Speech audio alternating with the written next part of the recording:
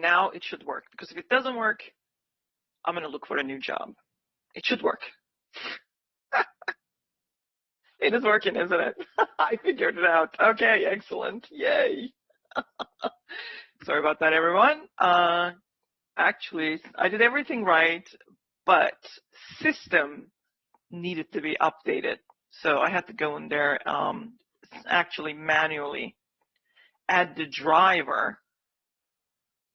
Oh, I feel very computer literate. I learned so much last hour. But anyway, so it is working now, and I believe this session is being recorded. Yep, thanks to Ken. He fixed the links. Everything's working. It's just, whew, wow. All right, I'm going to have to extend the session, but it's working.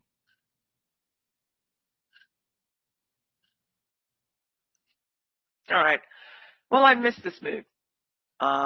Definitely sold this, made money, and here's what I had. I don't know if you guys heard me on Discord when I was doing free screen share. I said that this is a buy zone. We are getting rejection here, 1.5 R, and we left this behind. We did not go there, and then the news happened, and I started to sell with the second bar of the right after the news, and then the 10 o'clock news also happened. So I was selling, and right here I had to take profits, and my stop was up here. So I did, and then my computer crashed, and everything froze in the middle of it. There's no way of closing. Either it's just going to go up and run my stop, or it's going to come down. Apparently it came down, so I was right about this, filled me, and exited the trade automatically. But I missed my chance to enter into this, which is terrible. So that's 1R, 2R. We're right at the 3R Asia breakout, okay? So that worked out just fine. I think the market is trying to go up here. I have a measured mu target. And this is from yesterday. We found it together. And I think market is trying to make its way is up there. But we shall see. It's not all that far away. That's only 20 points away. And we have a really nice high 1, high 2 set up at the EMA and go. So this is a bull flag with 1, 2, and 3 wedge bottom. I did say during Discord sharing that we're going to come down on at least with bar 65, we're going to overlap. We had a bar overlapping slightly with 66 high, but really it was 65. So I said, even if we cannot come down and close the gap altogether, we are going to come down and test the 65 high. We did that. The bull gap is open here. So when the bull gap is open, that means we're bullish. And then you get these beautiful buy signal bars. Great open bar 9. However, bar 9 is not an inside bar. Bar 8 is. So bar 7 is your outside bar, right? And if you measure that, can you guys hear the beeping in the background? That's the one that I'm not able to turn off, the sound. And I'm wondering if anyone can hear beeps. There was a beep just a second ago, a couple of seconds ago.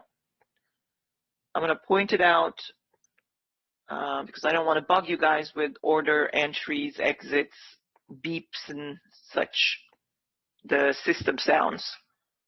All right. Right now there's no beeping, but there might be one. So I'll alert you guys and you tell me. Anyway, so you have we came down. This is the buy zone right here. You can see when a setup like this occurs, you can put the stop here underneath 7 or underneath 9. And if you haven't entered here above 9 or above 10 because you're inside the range, because you're worried that there will be sellers. But look is what we did. This is your second signal. Bulls are coming in very strong. They actually breached the sell zone. This is a limit sell zone, and we closed a strong bull bar. Still no breakout from the high of the outside bar, but we do have now. So you can either put a buy stop order or limit order here, limit order somewhere down here, and when it comes in, fills you. Or it doesn't come down and it just wants to break out, so that means you're in a stop order market. You're going to take profit at the highs because they're probably 2 legs down or 3 legs down. There's sellers waiting up here. Those sellers did sell, but no follow through, bars for bears. So now you have high 1, high 2 again is from this new high. Technically, this is the new high, then you could just go long, right? So here is your high 1, technically, new low, new high, bar closed high, and then this one went above. So you can literally put a buy stop order there or here, or buy this, right? Or buy the pullback. It's just going to go up. So you have a leg 1, first sell, right? We took out these lows. So that's your leg 2. We did not take out that low, but bar 20 is your separator of the second leg and the third leg. So you're basically in the third leg. So this is first target, second target, third target. This is the measured move of this bar 7 range is altogether. So it's trying to go even higher. So if we cannot take out this bar's high, we're not going to go there. We could quickly come down. So if we fail to take out that high, expect a pullback into bar 20. Okay. Okay. Did you guys just hear the beeping sound? There was a beeping sound. Okay, good. All right. I'm not going to ask again. Thank you. Bulls are still trying to push higher. We do have a outside up bar. And here, but that's not the outside inside. Here's the outside inside combo. We're already getting a breakout. Bulls actually continue to go up there. So this is the target they want most likely. So we might actually keep pushing this. It's not so far away. It's only 14, 15 points away from the current price. Although let me check again. So that is 54.20. Yeah, about 14 points away. So market could continue to go higher. It's not the tick strike. I'm not really using this tick strike. I don't know what's causing this. I believe I'm not sure, but maybe I can fix. Yeah, a bit of a profit taken here. So we close this bar on its low. You have an inside, but market may want to go up higher. It could be the flag. So I don't know if I want to sell anything here. It's just coming down to test the bar 20. If they can close the gap, then that's good for bulls because they do. Here is your spike pullback and a channel up and a wedge top. 1, 2, 3 wedge top. So it's trying to come down and overlap with bar 20. It might test the bar 20 high. It might close the gap there. If the bears close the gap, then we could come down and test the lows, the 20 and the 21 lows. But if we fail to keep the gap from closing, then this could be, well, we made a new low, so I don't think this is not really all that tight channel. It's only 2 bars. Bulls want to continue, but it's because everyone's stuck here, bought again underneath 23. I haven't sold anything here. I didn't put a sell order underneath 23. I think there is more targets to the upside, so I don't want to sell anything unless bar closes really bearish. We might need to still go back up and then come back down before we do that. Before we sell. But if the bar closes really bearish, there's room to downside just a little bit, and I'm not so sure if I want to sell that either. So I think I'm going to stay out of this trade since I'm not long, I'm not short, I'm just flat at the moment. So if you're long, you should stay in your long. long.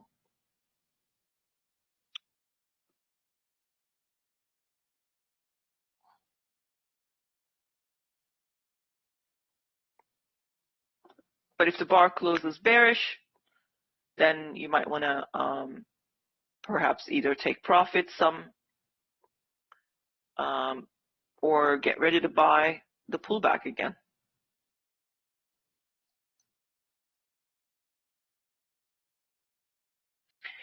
Basically, it's L's OI or OII. So you have is basically, let me see if I can pull that for you. So according to this, if you watch this video, basically this is the bar I call a mother bar because it houses inside bars before any breakout attempt, right? So you do have a breakout here, right? So you had inside bars and a bear body actually broke below the low of this bar. So now you have a breakout. So your stop is either there or there and you're looking for follow through. Now, sometimes you get a quick pullback before it goes down. However, if this was just the wick but not the body, we could have gotten an even deeper pullback and then there could be some sellers. Or it could be a full rejection and we could go and break out from there instead. So watch this 15 bonus video 15 and 16 and learn about it. The reason why I call it mother bar, it's not mentioned here. That's because I was already trading with this before I knew about Brooks price action course or or Elberg's. I mean, everybody knew about Elberg's obviously, but I never taken the course.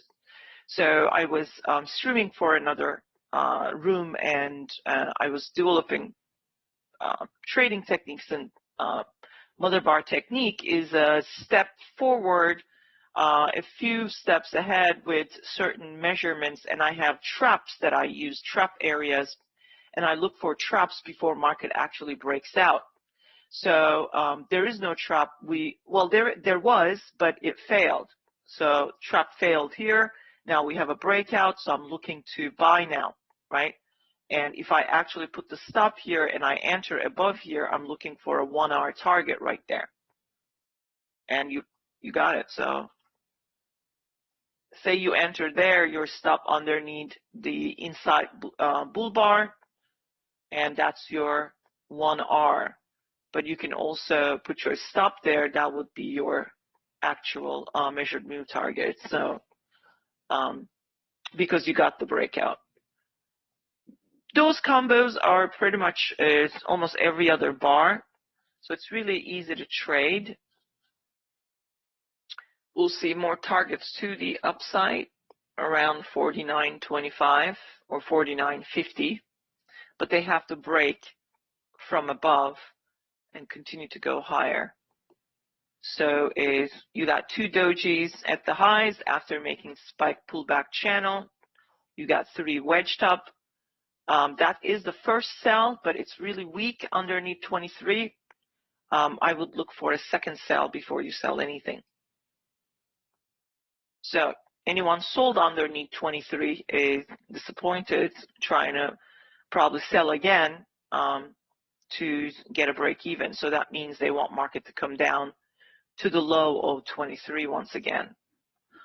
But they need a strong bear bar here. If they don't get it, they're going to be forced to sell higher. So that means you have it now a new outside-inside combo, which is right there. 22 is outside, 23 is inside, right? And that is a trap right here. Look, it's anybody who sold prematurely a bar, an inside bar that actually did not close all that well, and it didn't even close a bear bar outside of the bar 23 range, I'm sorry, 22 range, they got trapped. So that right there is bulls trapping the bears. Where is it trying to go? It's trying to go back up here. So, but what do you need? You need a bull bar closing above this limit zone. This is where sellers are waiting once again. So if the bulls actually break above these 2 red lines, they're going to try to break from above the bar 22 high.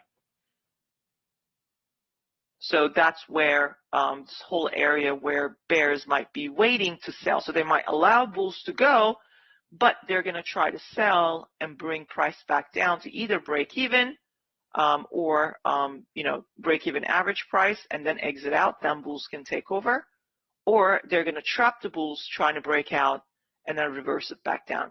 If we don't get that bull bar, we literally are touching, okay, to that lower red line. So that's where the sell orders, the first sell orders are there, okay? So those sell orders are just activated. That's why you got this bar came down quickly, right? So now we're testing this area again. Bulls are trying to go above it, close above it, because they're trying to get back up here. So I don't normally do anything inside unless I see a good trap. See, if I were to buy one tick above this bar, is 24, even though it's a limit order market, I should not be buying with the stop orders. I still have probably a point scalp, but let's see. So I would enter at 53.40. Nope, I didn't scalp anything. It has to go to 53.4125 to give me 5 ticks. In a situation like this, when trap happens, okay, you either put a bunch of limit orders here, wait for market to come down and activate you, then you make money. If you try to enter above bar 24, there's not much of a room here. You're basically gambling. You're hoping that the market goes above bar 22 so you can make money. I stay out of that. So this is where I sit and watch and see where the breakout is going to take place. Then I take my trade. So, no, I'm talking about here. Oh, the earlier. Yeah, there was, actually there was a trap here. You can see. They sold underneath this bear bar without a breakout from the 7, and the 9 came in 1 tick below and trapped everybody. So where is it going to go? It's going to go into that limit area. This bar hit some orders and it came down and closed lower, but it didn't close bearish to say that it's going to sell back down again. Bar 10 closed bullish, and we're going above the second inside bar. So most likely there are buyers now above bar 10 wanting to test the high of bar 8. I don't like to trade like that, especially this bar is a bear bar and this bar is a bear bar. So because I can buy, I'm hoping market to go there and go there, but I rather to look for a bull bar breakout, okay? Then I play into the breakout. So we didn't get the breakout. Immediately sellers showed up. From above all the way to here is a trap zone. Eventually these bulls were looking for a quick breakout, hit a block of sell orders, hence the upper wick of 11. But then you got the breakout signal. That's it. So this is where I buy either the pullback or stop order. Since there's no pullback, I would cancel out my limit order entries and I would enter automatically with stop order 1 tick above 12. And then I would target the prior highs. I would take profit just like everybody else did. And I would leave a runner because it's probably a strong move. It's already a breakout. Market probably wants to go higher. So that's what I would do. And you would be in a runner here. All right, so we're testing these outside bar 22 high.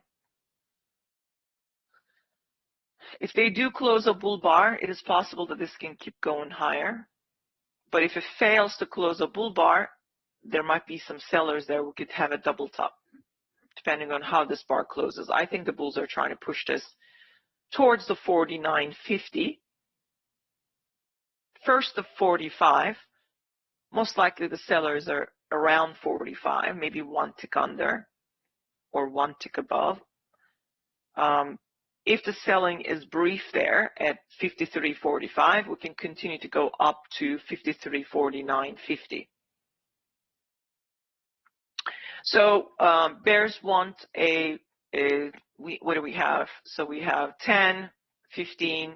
We only have 16 bars gapping to the EMA, right? This can keep going on and on and on and give us a 20 bar gap to the EMA before coming down back to the EMA with a couple of legs. So you have some kind of a small pullback bull trend. Started very strong but turned into a small pullback bull trend. Could last a little bit more before getting a couple of legs down. Even if we come down, I think there's a gap here, and you can see it with the line chart. There's a gap here, there's a gap here. As long as these gaps stay open, we could keep going higher. So we don't have a breakout from above bar 22, but the bar closed still pretty strong. And it closed above the limit sell within the range of 22, just like I showed you guys.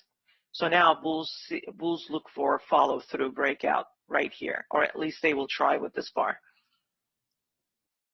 It's extended pretty much, but still room to upside.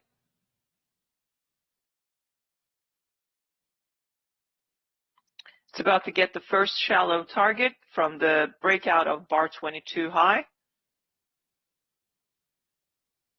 That's 43, 53.43. It could accelerate and go and tag 45. That's where probably the first seller is waiting.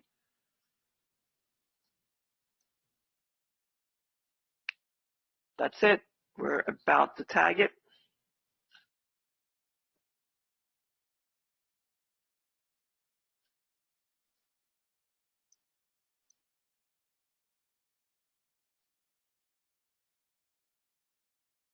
So you have a spike in channel. Okay. Down. And strong move up. Okay. Came down is two legs. Looks like a one leg, but there's a gap here, so it's like two legs.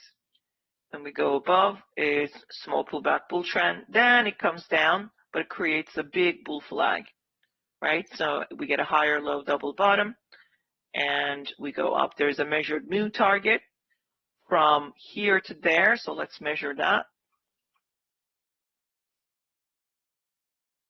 That is the target, 49.25. I said we would test 49.50, so it's right around that area. Hold on, maybe I was not accurate there. Yep, so one tick difference, but who cares? Yeah, we could go there.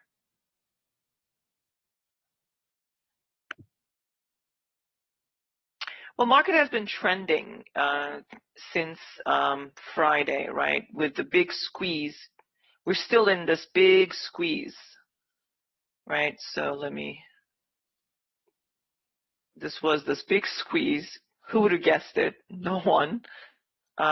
Market was coming down, then we just reversed, and ever since we're still going. I mean, look at this. Remember that shotgun pattern that we've been talking about? So that's that basically. It's spanning in several days.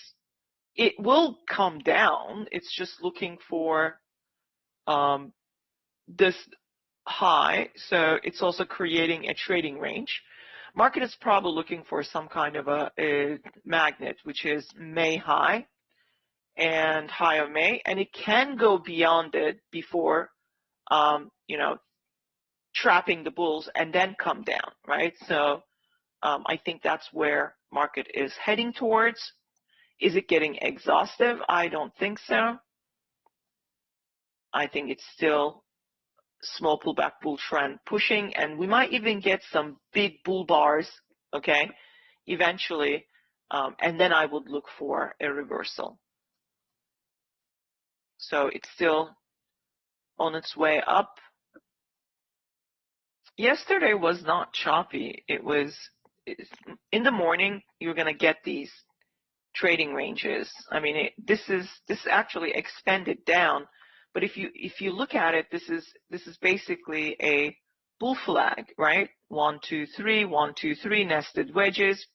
So you got a bull flag here, and you have beautiful bull bars. Finally, buyers showing up. Even at the EMA with the pullback, you can buy another bull flag, right? The whole thing is a bull flag. So now it goes up, it reaches the prior high. I even said we might actually reach those prior highs before coming down, and we reached it. That was the open of the month, open of the week, and from there we took profit. Even then it tried to go back up. Then we create another flag, but how many flags are we going to have, right? This has to go sideways and down eventually. So you have one. Generally, I count about 3, maximum 4. Here is 1. Here's 2. Here's 3, right? So now, if we're ready to go sideways and down, I like to see some bear bars. But how do you sell? Look at the bear bar since this high 2 and move up, right? So maybe this was high 1. Yep. So some will call this a high 2, but we didn't take out the low, we didn't take out the high, so that's just the same leg, high 2 here at the EMA, and right here, right, with the direction, you want to take the high 2. If the low 2 is against the trend, don't take those. Those are going to trap you like bears. If you take a low 2, you have a scalp, you don't have a swing. Those are rare, right? Even this right here, that's a low 2 from the highs, but look, they trapped you eventually, right? It's better to take these high 2s and low 2s with the trend. So you have here, if you want to see a reversal, you want to see at least 2 bear bars. Sometimes that's not enough because you have this trend line, and this trend line break, the first break of the trend line could be false, and we could actually snap right back up again. So even if we get a couple of bear bars, eventually it's going to want to trap you and go back up to the prior highs. So the first break of the trend line could be faded by bulls, so be prepared there.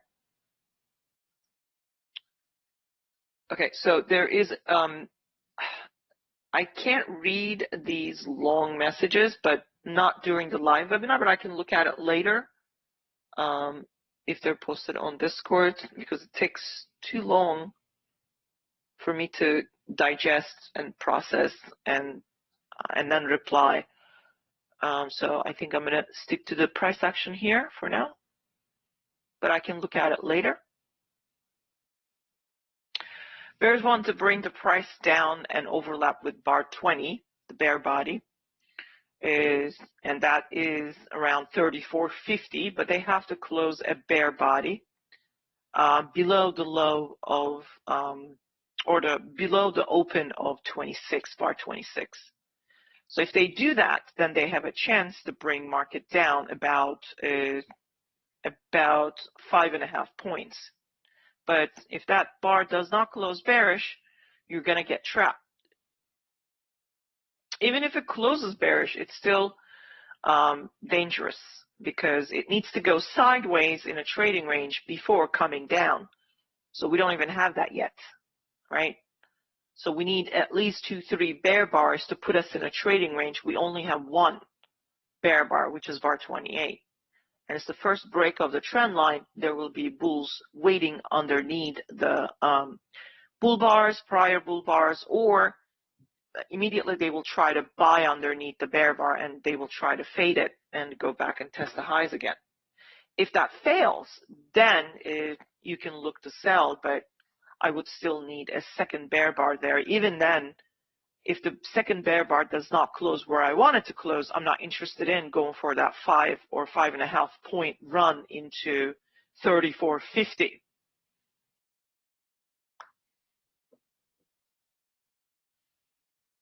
Oh, is it free for everyone today? Oh, is that what it says? Let me see.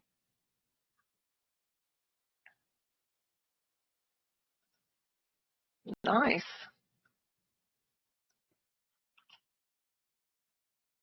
Let me post that on.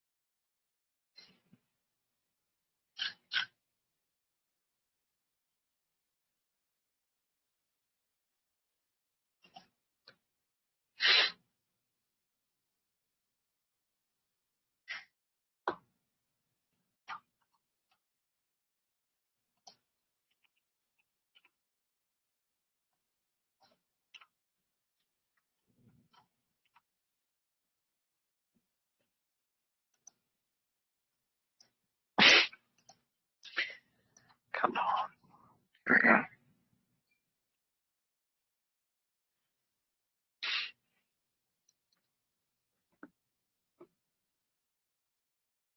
If we get the third bear bar, then it's sideways and down. You can expect a second leg, and we would definitely come down to 34.50. Okay, 3 bear bars could create a sideways and down second leg. Now I'm interested in bears, but still we don't have a close, proper bear body close below the 26 low or the open. Some will sell underneath bar 30, looking for test of bar 20 high and the close of this first gap. Bears need to show us gap closes for us to think that they can actually move underneath the EMA. Otherwise, if the gap still stays open, we could still go right back up. I don't sell this. I don't like the 2 bars, bar 28 and 9. They're not all that great, so I didn't sell anything here. Bulls looking ways to trap the bears selling. And anybody who sold underneath 30 is right now might be experiencing a trap here, bear trap.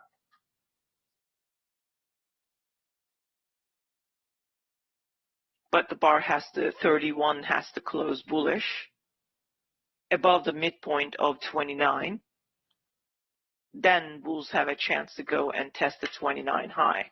But if the body closes very bearish, that's 3 bars and sideways and down with second leg, possibly trying to reach the bar 20. So if you sold, you're still holding and you're looking for 20 high test at the minimum, or the lower third of a bar 21 test. That's where the buyers are again.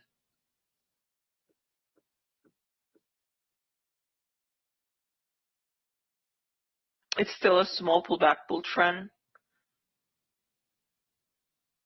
with gaps. There are buyers waiting above bar 30. Since bar 28 and 29, not all that strong bear bars, but still 3 bars. If you're trying to buy above bar 30, you might have a scalp there, but I'm not sure if we're going to make a new high. We might, but there will be some sellers up here. We might end up getting a upper wick, even if there are any buyers waiting above bar 30.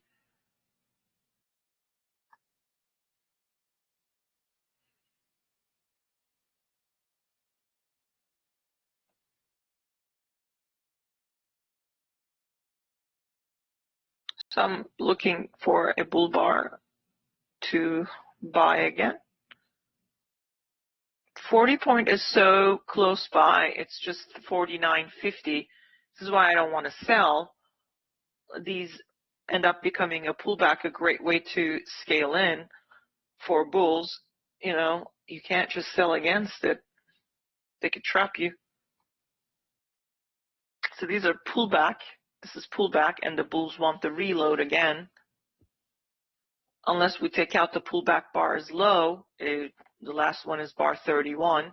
That's a whole different story. So that would be 3 bear bars sideways, and still it's the second leg their bears are trying to get here. So it could still come down to 34.50, but bears need a really strong bear bar, because bulls are already putting a micro double bottom here, 29.31.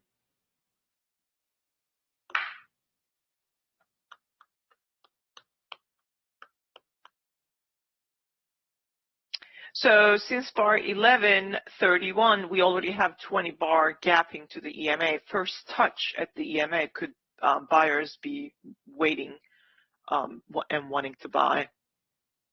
But I want to point out that this pullback makes things a little bit difficult. Okay, although it's not all that strong, but still it is a, let's see, it is a 20 plus point, so it kind of creates a problem for bulls. So if they want to continue, they either need to keep the gap open to EMA, they need to keep the gap open to the bar 1 high, and they want to make new highs. Now is the time, keep that gap open, go up, and then later on come back down to the EMA. Or if they do come down to the EMA, then look for buyers and print strong bull bars, then you can buy those. I don't have any bear bars gapping down from these highs to say that we're going to have a strong bear flag at the EMA and sell. What you see here is a kind of a bear flag, but it's above the EMA. I don't know how strong it is. I don't want to sell anything here. Buyers are probably not so far away from this price.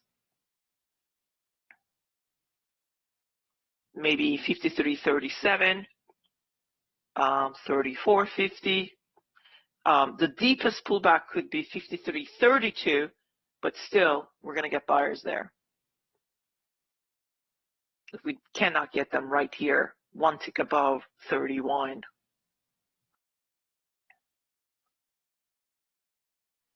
Probably buyers above, one tick above 31. If we take out the pullback bar 31 low, then we can come down further more. But again, not so far away, starting 36.50, 36.25 to 34.50, buyers are waiting there.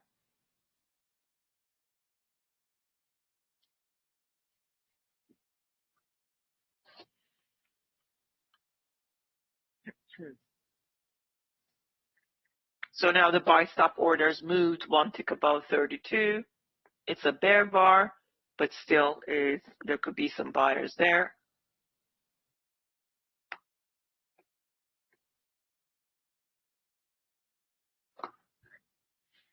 Some buyers already entered above the bars. They want to test the prior highs.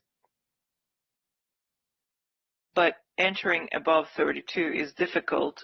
So I don't like, if it was a bull bar, we would have been up by now. It's kind of difficult. That's why we're stalling here. But if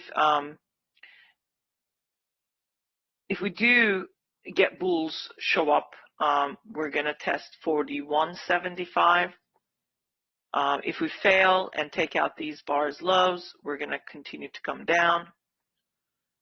So market is going sideways here because bulls are trying to prevent the pullback bars lows to be from taken out. Because if the bears do that, such as taking the 31 low, they're going to bring the market down here.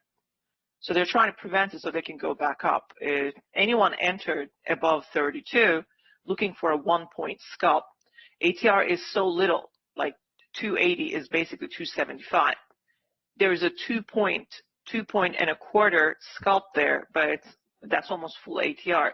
So there's half the ATR is basically you're looking for a 5-tick scalp, and that is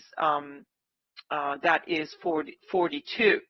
So the market has to go to 53.42 to give those entered 1 tick above 32 a 1-point scalp. If they get their 1-point scalp, they're going to hold more for furthermore up. Bulls also trying to prevent bears from going down 9-10 points. That would invalidate the 40-point target for bulls up there at 49.50. So that's why we're going sideways, because there's a whole lot of fight going on here. So no one who bought above a bear bar scalped here. That's actually high 2. High 1 is 31, and high 2 above is 32, and it's not working out all that great. But there's still time. Well, 7 seconds. So let's see how the bulls can. They failed. They got a second leg though. Leg 1, pull back. Maybe leg 2, pull back.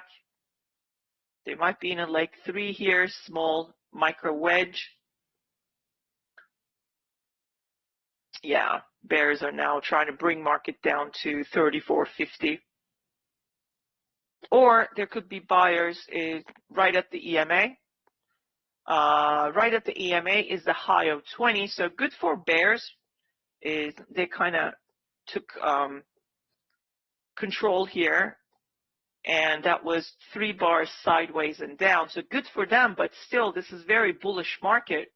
So bulls will try to prevent this gap from closing. There's a gap here. You can see that, right? That's the minimum gap. The gap is actually from the open of this bar, 20, either to these lows or the close, or the open of 22 is close of 21. So there's a whole lot of gap here, and the bulls are in that gap. So there could be a leg 1 pullback, leg 2 pullback, leg 3 already. Micro wedge. And bulls who bought above a bad bull bar, 32, disappointed. So they are buying lower to break even. They want market to get back 1 tick above 32 so they can break even there. So they will try to get there. Bears want a test of the EMA, test of the gap area. They want to start closing the gap. They want to move underneath the EMA. But early on, buyers are probably at and around the high of 20, bar 20, or the EMA, under the EMA, somewhere there. Now, technically, bears still haven't really have a sign of any swing here or reversing the trend to the bear side, right? To do that, they have to come down and test at the minimum 35.50. If the bears can't come down and test the 35.50, 35, then they're going to reset the trend right around there. But they haven't done that, so the bull trend is still intact. It's just a pullback. Bulls want to trap the bears here, and there's no breakout yet from below the 29 with a bear body. This was basically a premature breakout, so market wants to, if it goes back to the midpoint of 29, bar 29, some sellers are going to be waiting there wanting to sell again. But if we do get that bear breakout body, market could come down to that 55.50, 55 area and then bounce. So how bar 34 closes, if it closes bullish, many bears will be trapped. And then they will try to sell around 40.75, 40 3/4 above. Otherwise, if this bar 34 closes bearish, we could come down further.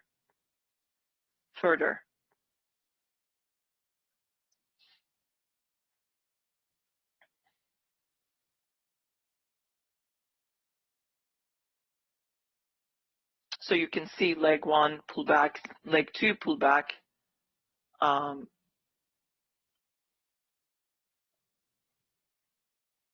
Now you have the leg 1, leg 2, maybe leg 3 already.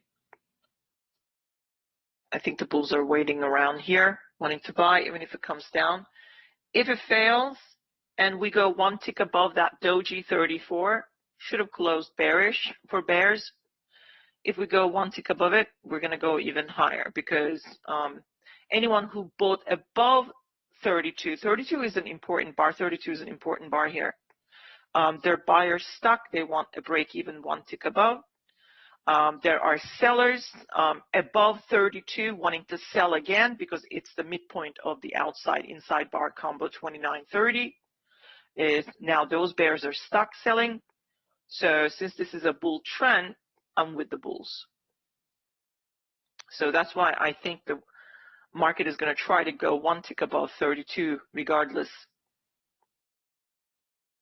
If bulls take over there, that means they end up making a 1 point or 5 tick from 1 tick above bar 32. They're not going to let go. We could go and test the highs again and make a new high and 49.50 is 40 points because these bears did not get a 9-point minimum swing here.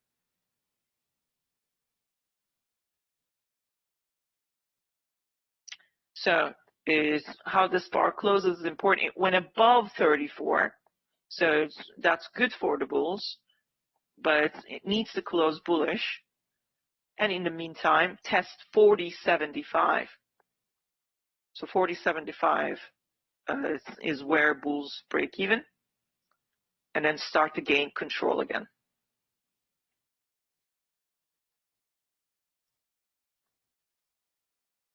So 40.75,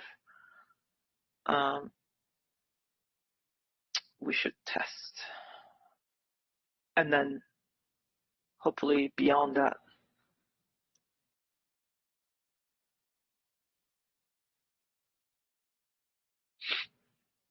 So you can see that the bulls are breaking even here. Disappointed bulls who bought above 32.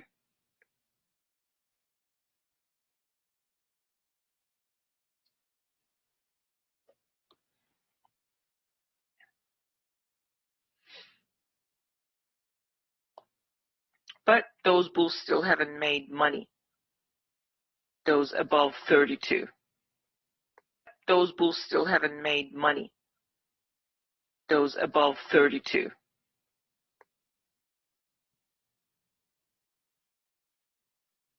It has to test 42 for them to make money.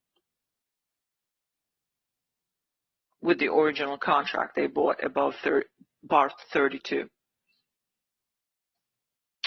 We've tested the limit area inside the outside bar's upper third range, that limit sell area, and that's why we're stalling here.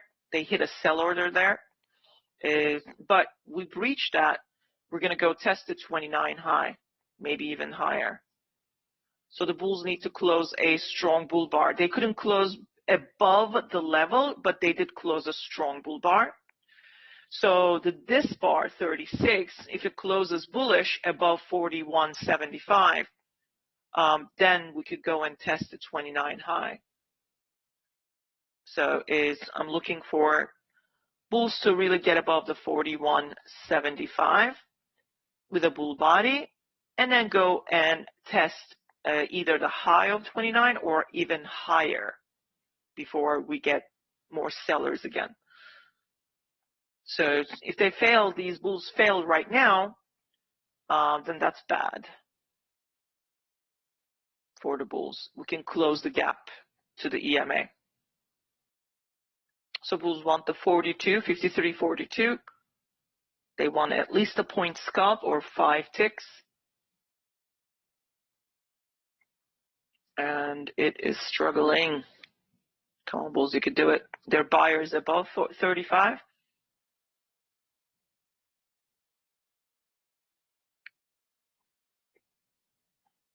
Seriously, if I had a root canal, it would have been more exciting. What is this price action? I keep going. I think the root canal is a lot more exciting than this price action right now, right here.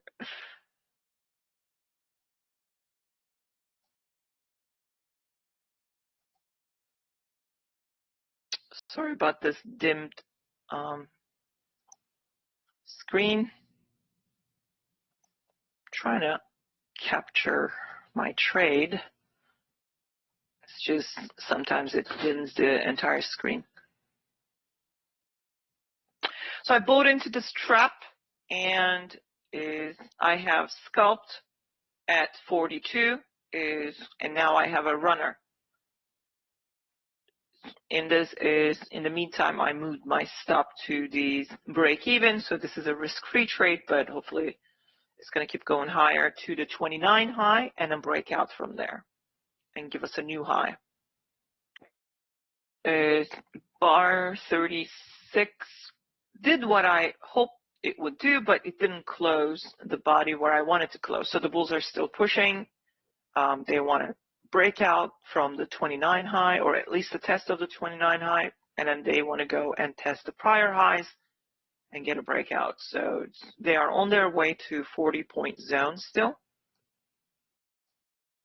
Could we get a double top and a surprise in the big bear bar and have a major trend reversal? Yes. So if we cannot go any further and we end up getting a double top or higher high double top and trap the bulls, and then start to come down, yeah, I mean, we could do that, but this gap is still open, so the bull trend is still intact. We have a gap to the EMA. I think before bar 40, we're not going to see that kind of reversal back down. That would be a midday reversal. However, we could still make a new high with bar 40, and sometime around bar 48 to 50, we could start to get a couple of legs down to EMA, okay? So this bull trend could continue to go higher. That means I would take this high, that high, okay, and look for, so basically 1, 2, 3, or some actually see count from here, which they see maybe from this high is 1, 2, 3. You see why I think we could end up making a double top and then reversal back down? It could happen. It might actually form a higher high major trend reversal also, but we'll see. Right now, we're getting what I needed here, which is the test of 29 high. I want to see a breakout bull bar here, and I want bulls to go and take out the prior high, 27, bar 27 high. Target is 49.50 still, but it's also resistance up here. So we'll see how strong the bulls are here.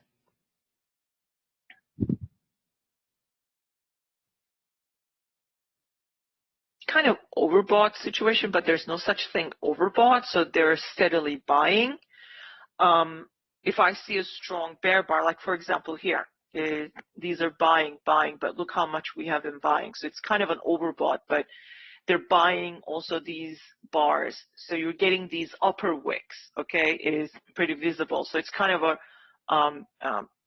you know, when the market bears see this, okay, this is kind of getting overbought, I'm going to start to trail a sell stop order, okay, underneath these overbought bars. And then they enter underneath here. They made some money, but they could not close the gap. So therefore, when a gap stays open, we go test the prior high and try to make a new high. So what about these bars? Yes. So bear machines who are looking to sell here, market can sell anytime and it can buy anytime for any reason. Okay. There are a ton of bear machines and a ton of bull machines. They're all doing different things. So the bear machines are looking at these as places where they can put their sell stops and looking for a good bear bar to enter underneath, grab a 1 point. Well, ATR is small. It's because we're in a steady trend, so it can keep going up and up and up and up and up. But they are tasked to enter market short, so they're always positioning their sell orders underneath these bars, regardless how strong the bars are. When the ATR is small and the buying is steady, we're making new highs, keeping gaps, right?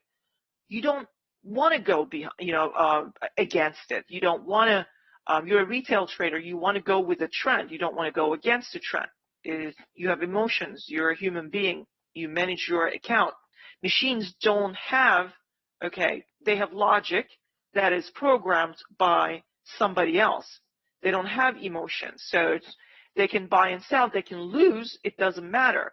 They're just programmed to do one thing. Okay. But you, on the other hand, is programmed to win. So you want to win, you go with the trend. You don't go against the trend. Yeah, that's what I do. I have a spike, is pullback. I not only look for 3 pushes, I also look for 1 push that could set that exhaustion before I look for sellers. That will be the channel breakout. All right, so I moved my stop even further up high, so I'm doing pretty good with this trade.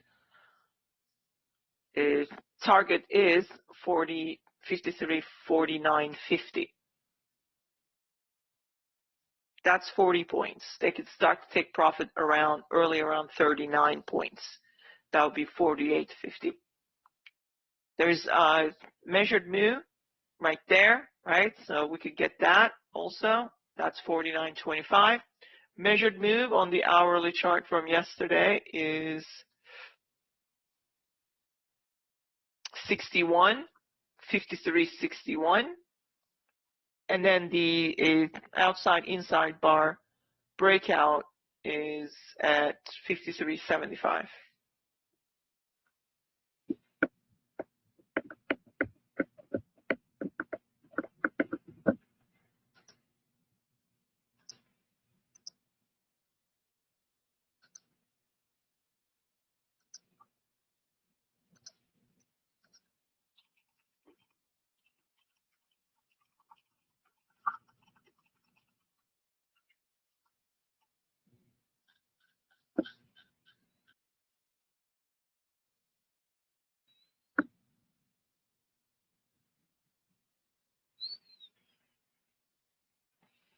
Beautiful price action, as expected. So here's a channel. If I measure it this way, which I don't like doing, but see that right there is a 50% breakout. And then comes down and tests the channel low, and then tries to go back up again. But some will connect the highs first, right? Some will connect the highs and then connect the lows. That is a pullback, okay, is deep pullback, but that line, which is the 50% to the downside, breakout from the channel, held. But look what's happening here. We're not able to go back inside the channel, right? So it's so very subjective, I think. That's why I don't like channels much. So now we made a new high with a bull body. I don't like the upper wick, but we did make a new body, new high, except that we have a trading range. So the first breakout of the trading range is going to be challenged. But we're so close to the target, is 39.50 to 49.50. So hopefully this isn't going to fail and we're going to go up. If we do come down, is breakout point 53.44 and 2/4 or 44.50 is where buyers might be waiting. They might buy this pullback to the breakout point. 44.50 is the breakout point. Yes, Edward, that's a good catch. Well, I was bored here because the reason why I was bored here, because I know it's a trap. So we know these bears are going to be trapped. So it was just taking its time. And, you know, when something is so obvious that it's going to happen, it's just going so slow. So that was the root canal moment. But then, of course, you know, I'm making money, I'm green, you know, I'm able to add more to my winning trade. So that's when it became a very beautiful day.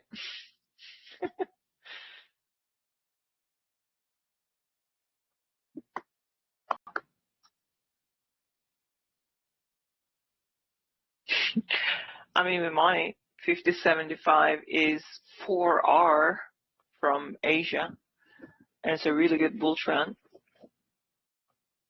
There's a double top with 38 and 40 high, but the 40 went one tick above 39, but it's not a good limit sell, is it? The bar closed bullish, so selling this would be, I mean, just go throw yourself from a bridge or something. Don't do that. It should keep going higher. You don't want to end this trend prematurely. Let it go. Let it keep buying. You can always exit from below a strong bar or a couple of bear bars. Otherwise, this is still going up. Since we missed a chunk of this morning, I think we should continue at least for what, an hour and a half, right? But I need to grab some food. some point.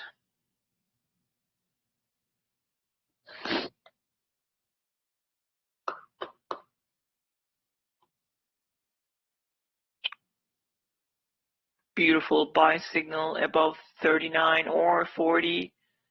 Still room to upside. 39.50, 49.50. Could go even higher, but this is where some of these bulls are going to take profit. All right, so it's midday. Since bar 40 is not a sell signal bar, even the next one, this trend could continue into 1:30 p.m. Eastern time. So it's almost 1 p.m. So we could get another 30, 38 minutes or even 40 minutes of this beautiful let's buy and mark up the prices, price action. But eventually we will come down, but the first touch of the EMA buyers are waiting. So the measured move right there that's not the opening range, but it's just this trap, right, is failure. So it's right there, 49.25. But I'm more interested in 53.61 at this point. No, I'm using 7 p.m. to midnight, but 4 a.m. is too late. I mean, London opens around 2:30, 3 o'clock. You don't want to 4 a.m. They're already trading. So it's a small, I mean, you can actually use 7, even 8, but I would say 7 to 2 a.m. just to be sure, or 2:30. If you want to keep it that way, that's fine. But not 4.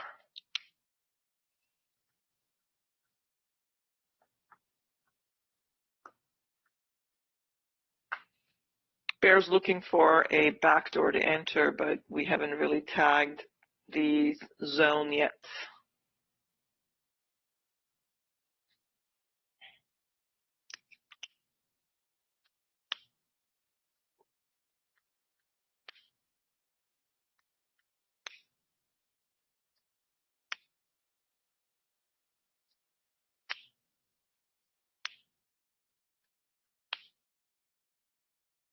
I don't care for the 4 a.m. It's these, it's either 2:30 latest, that's about it. But I don't even look at that. Just the session that I mark is 7 to midnight, and that's it, because midnight is new day for US. So that's what I look at. Because I don't trade the Asia session, it doesn't matter to me. It's just a range. It's just an initial range I'm looking for an imbalance, two down and up. Okay, basically I'm marking a zone where I can use it as a trap.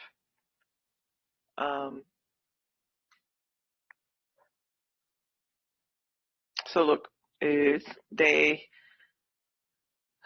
London session begins, right? And then it looks like it's selling. It actually tested slightly low and then bounced. That right there is a trap. So everybody sees some kind of a head and shoulders pattern, which is wrong. And they trap you, so it goes up above, comes down, uses as support, second leg, pull back, third leg, then is in US session comes right back in to the midpoints of these Asia. And then it bounces. Why did we become bullish? Well, we have no reason to become bearish because we never closed a bear body below the key zone. So I also mark this area as a buy zone. So that means there are buyers waiting here. They're going to block the bears. And then we just reverse right back up. So it's beautiful price action there.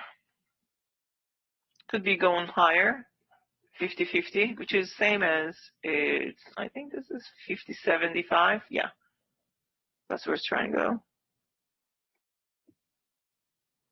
Some bears did sell because these are overbought. How do you know? Is look at the breakout bars, and then you get a bunch of wicks and inside bars and small bars. So the bear machines see that, just like they did here, but you only get one doji. So as soon as they see this, they start to trail sell stop order. As soon as they see this, they try to trail sell stop order, but they fail, so they ended up selling again, and they made money, but they made barely money. So that they see this, they start to trail sell stop order.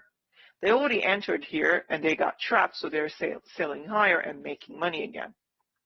That's their task, to make money. Could be 3 ticks, could be 2 ticks, could be 1 tick, could be 4 or 5 ticks or points. Whatever they're programmed to do, that's what they do. But that doesn't mean the market is reversing, right? It doesn't mean that. They're there to grab ticks and small points.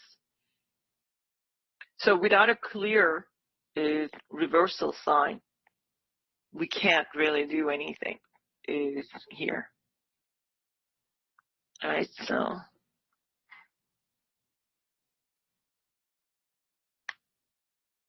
you got a breakout here. Look, you got a breakout here, right? And then we form a tiny little trading range.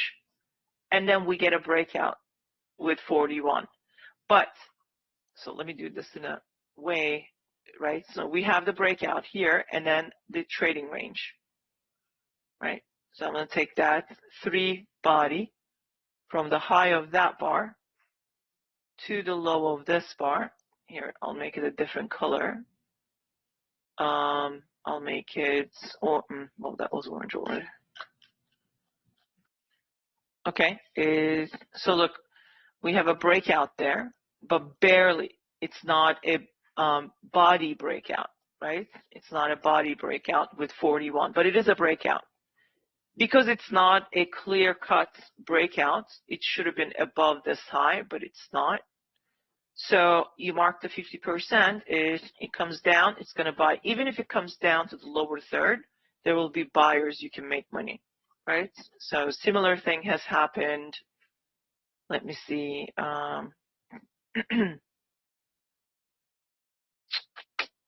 Right here, right? You get a breakout, and then it goes sideways. So I'm going to take that.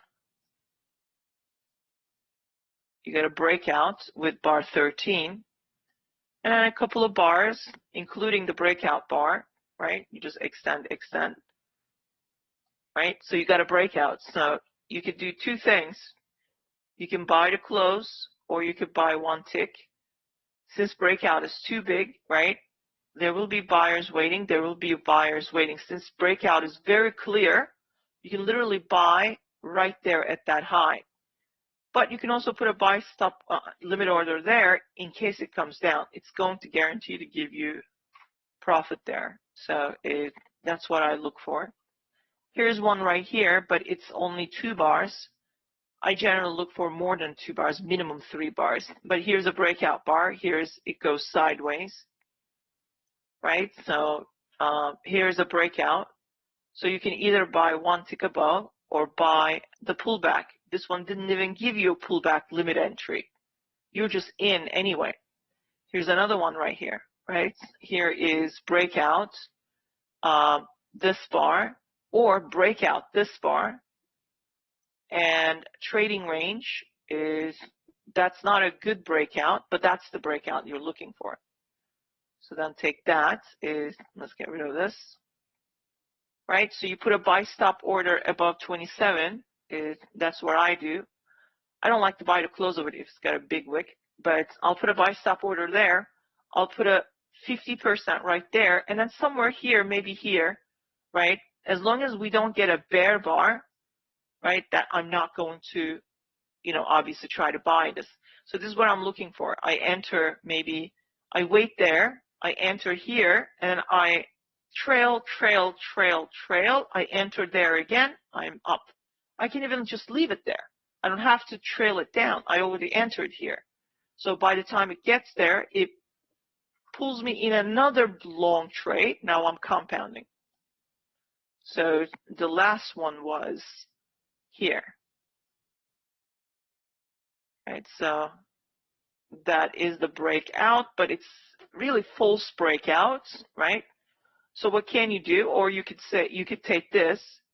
Here is a breakout. You can put a buy order, 43, or put a buy order, limit order in the middle, or down here is you scale in, right? You're either up or you're scaling, you're up, or you're scaling, you're up. But if it breaks, you got to exit because it can come down. Or they're going to buy here, then you can wait to break even and exit.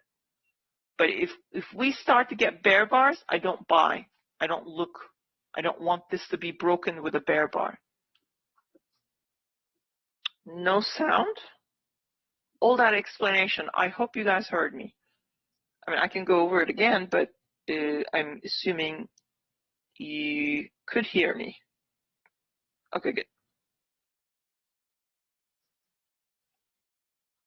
And for bears, is similar. Let's find one for bears. Yeah, there's one right here, right? You have a breakout right there. Let me get rid of this. All right, so you have three. I could take something like this, maybe. That's the breakout bear, but it's not all that great. It's not with a body. So where can you sell? The first place is 50% or somewhere up here. It didn't have to go up there. These limit orders activated, and then you sell. So there you have it. Make money. And there's another one right here, right? So you have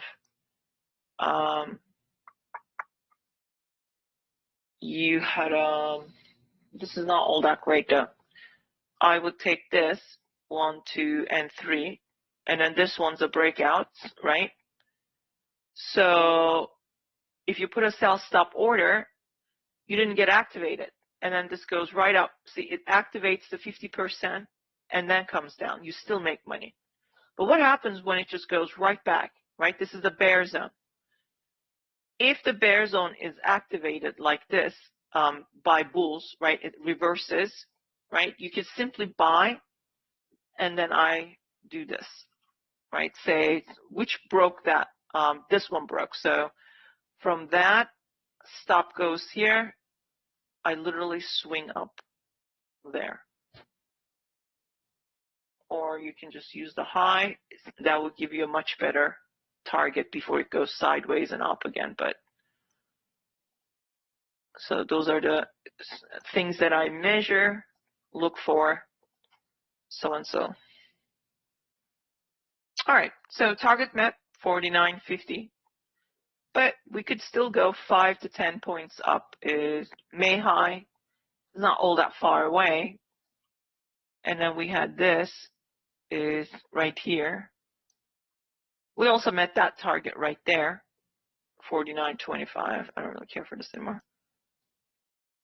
We also met this target. Oh no, wait, we haven't. That's 50.50 and a 57.5. So 50.50. I'm sorry, 53.50. 53.50 and 2/4. So we're almost there. We should get that measured move target from the Globex. But I'm more interested in this.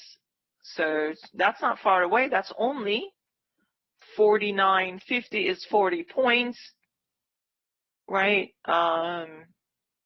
So you need what, three extra points? I'm sorry, no, that's more. 49.59. Yeah, about like 13 points. So that means we can make another 10 points or so. We could get up above the May high. That's the one I'm interested in right there. It's also that one right there, 54.25. So bulls are still strong. It's still going up. There's nothing here. Very beautiful. It's already 11 minutes after 1 p.m. I'm gonna take a quick break. Is maybe like 10-15 minutes. I will grab something to eat, and then I'll come back for the rest of the, maybe not rest of the afternoon, but maybe like another hour or so. Okay. So it's still going. We still have targets. There will be some profit taken here. We might come down a little bit, but at this point, I'm waiting for market to reach par 48 or 50 around 130. I'm going to look for some kind of a reversal. Okay. If we don't get that and we keep going up and up, then bar 60, we might actually finally reverse. But I think we're getting closer. Now, what market can also do, we could reverse now, okay? And then around 48, bar 48.50, we could start another swing that could last minimum 6 bars, average 12 to 16 bars, or 2 hours of sideways and up trading before we come down at the end of the day. Okay, so that could happen as well. So I'm going to take a quick break. And I'm going to, since I got my target, this was the target I was going for anyway. So I'm going to grab some food and be right back.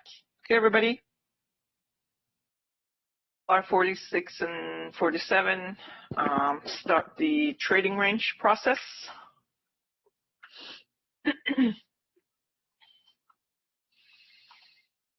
So we are now in a trading range.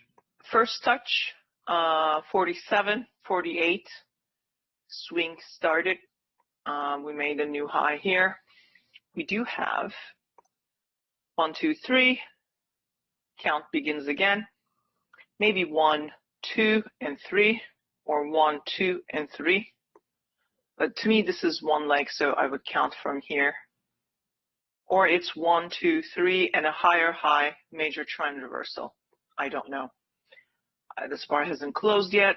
All I know is that this puts us in a trading range. If price continues to go and breach the prior highs, it will continue to go higher. It could reach the 53.55. Some sellers are there. We might get a pullback, but eventually we're trying to get to the 53.61 area, which is the measured move from the hourly chart.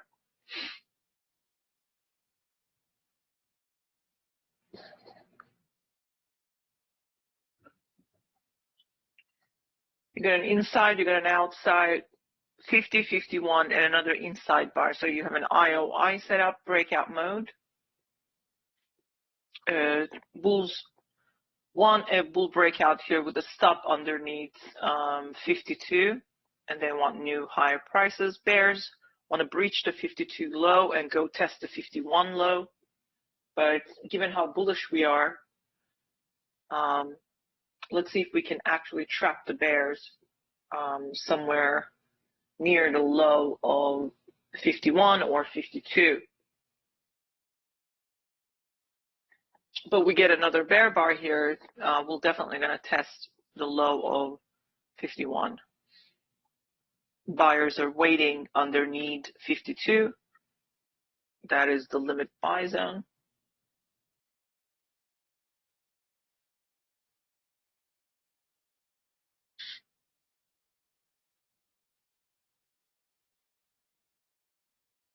It is a weak bear bar, 51, so I don't know how strong the bears are above that bar. So we could keep going higher. Alternative measured move target is from this breakout, 15-minute breakout bar right there. So 55, 53, 55.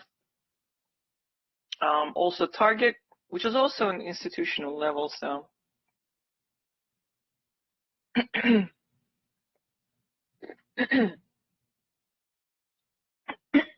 Excuse me.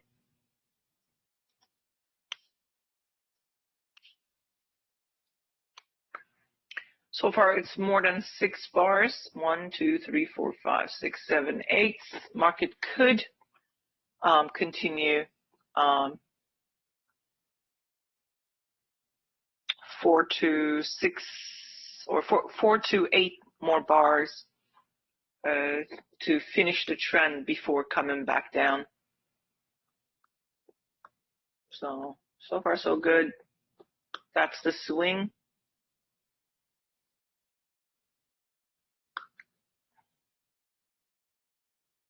But what about the trading range? Well, we do have 1, 2, 3, right? So here, 1, 2, 3. Can we reverse back down to the bar 46? Yes, but we need a bear bar for it. So you can't really sell anything here. It's buy above 54 still. Beautiful.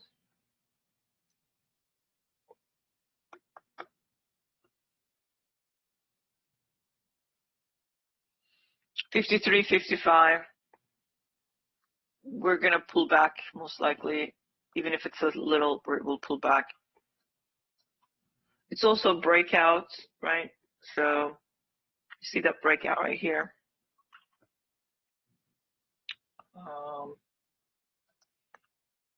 We might even reach there, or we already reached that one, but I'd be more interested in that after 55. Or the simplest way to do this, bear's looking for a backdoor to enter because it did extend so much, but we haven't really tagged the 53, 55. I don't know if I want to sell. I need some surprisingly big bear bars. We have a negative gap here, right? Maybe not with this high, but definitely with this bear bar. We have gap here, we have gap here, we have gap here. So we have more gaps. So market is still bullish. Now, what about the pullback? What about bears selling? Well, look at this. Let's take a look. All right. We have a bit of a difficulty here. It's impulsive pullback. Maybe this I would count here because this high is higher than that. So eventually market will want to pull back in here, but you got nested wedges here. So impulse, pullback, new high, pullback. We could pull back to this channel, this trend line. And we will. We're actually coming here, somewhere here, possibly. Or test of this bar.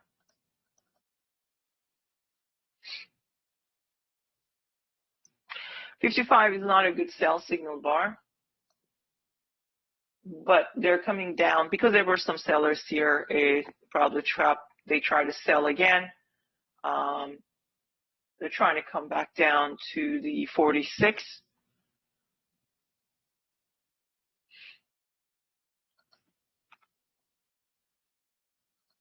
So these are the trend lines, is either there. I would take that one. So we could still test this line, the upper line, maybe the lower one.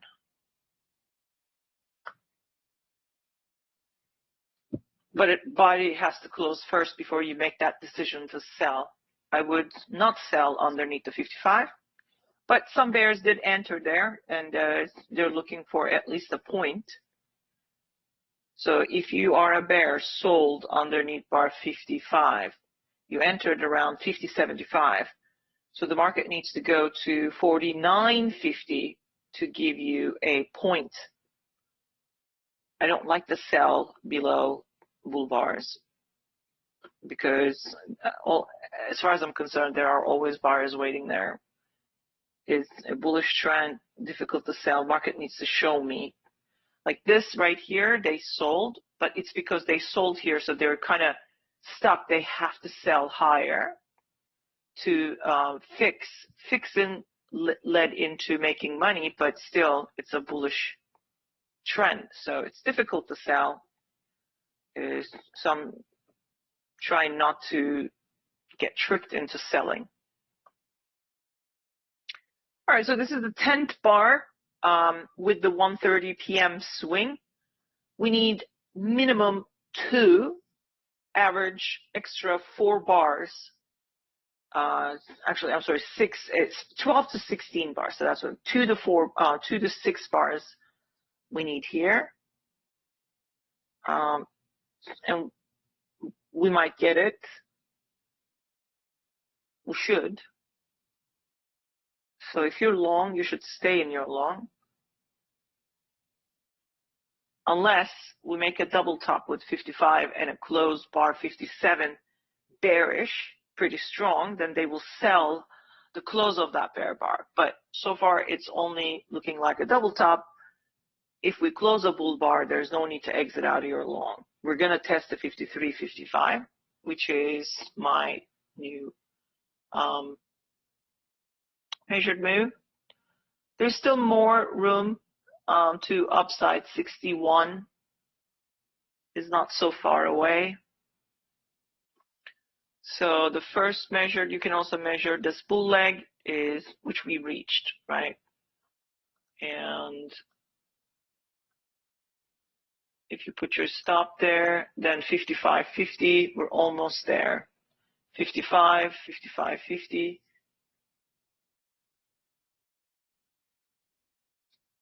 So just hang on to it a little bit longer, at least.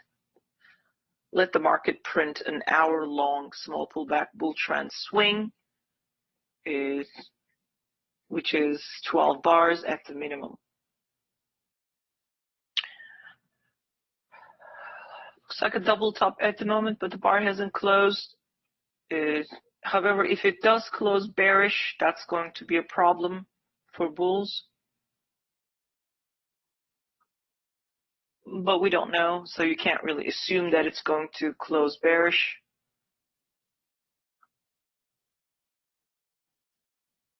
But it's kind of a sign, this bar right here, which is like a hammer, is if this is it for bulls, they're done. They're looking for a strong bear bar to exit out of under it. So bar 57 has to close bearish for bears to immediately sell the close of that bar. I'm not going to do anything just because this bar looks like it's selling, because there is a breakout test area here, high of 44, low of 56.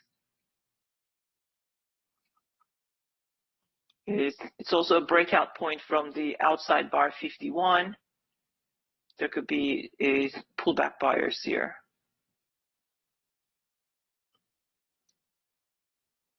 So wait for the bar to close to make a decision. Okay, very strong close. Anybody sold one tick underneath 55, sold higher at the 55, and got a break even. They came down with bar 57 to where they sold. That gives them a break even right here. So they either exit out of the market and the bulls continue to go high, or there are bulls stuck here. They're buying and trying to break even. This bar, this setup right here is actually a sell setup. Right here is actually a sell setup.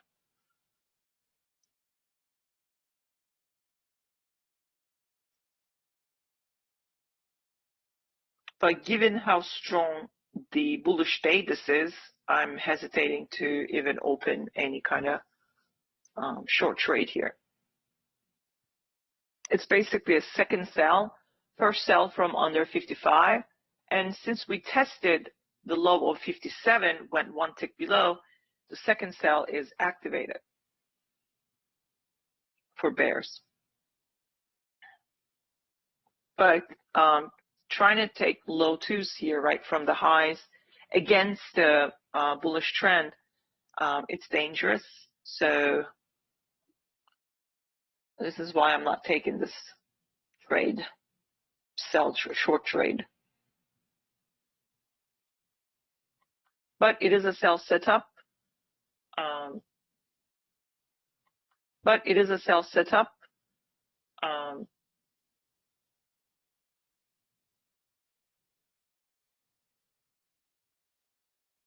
So how 53 closes, that'll tell us whether we can sell a little bit and make a couple of points.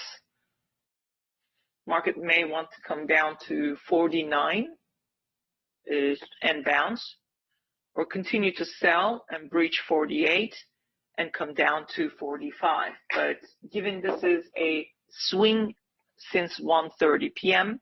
Eastern time, we do have already 12 bars. So 1, 2, 3, 4, 5, 6, 7, 8, 9, 10. Actually 11. We don't have 12 bars yet. Because the 12 bar could go and test the highs. That would still be part of the swing long.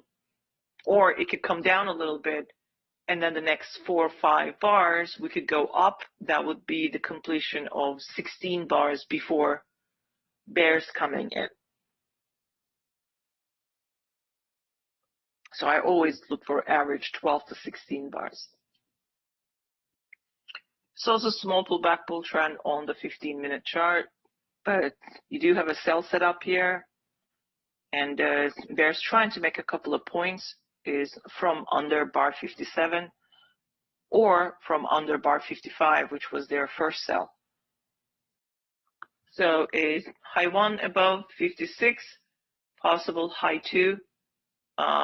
Yep, it's high 2 above 58. But leg 1 pull back, leg 2 pull back, might get that leg 3. Or we're just going to keep going higher.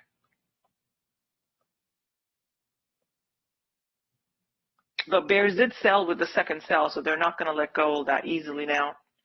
Underneath 57, they got activated. So they want, they see a limit order, 1, 2, 3, 4, 5, 6 bars. So they're selling with the limit order. So this might make a couple of points down. It might go and test 49. That would be a, let's see.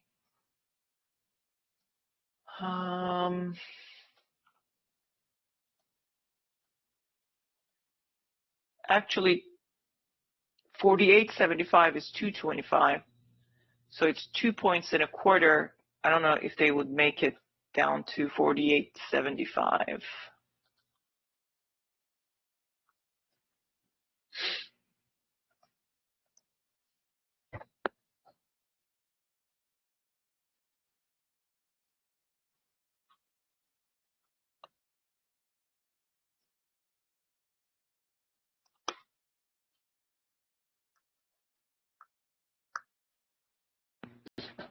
Bulls trapped the bears again, but it's going sideways, so it's a limit order market. There is buying strong bear closes and selling strong bull closes. It's going to break out from somewhere. You got an IOI.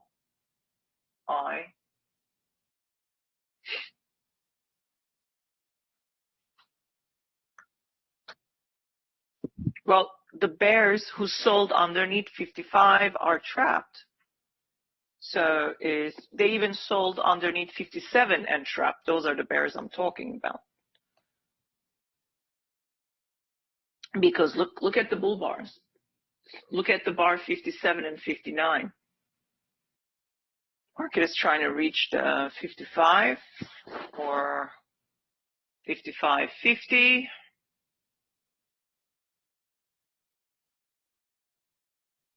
So I bought above high 2 instead of selling. Is right there. I'm barely making some money, but love to see 55 tested.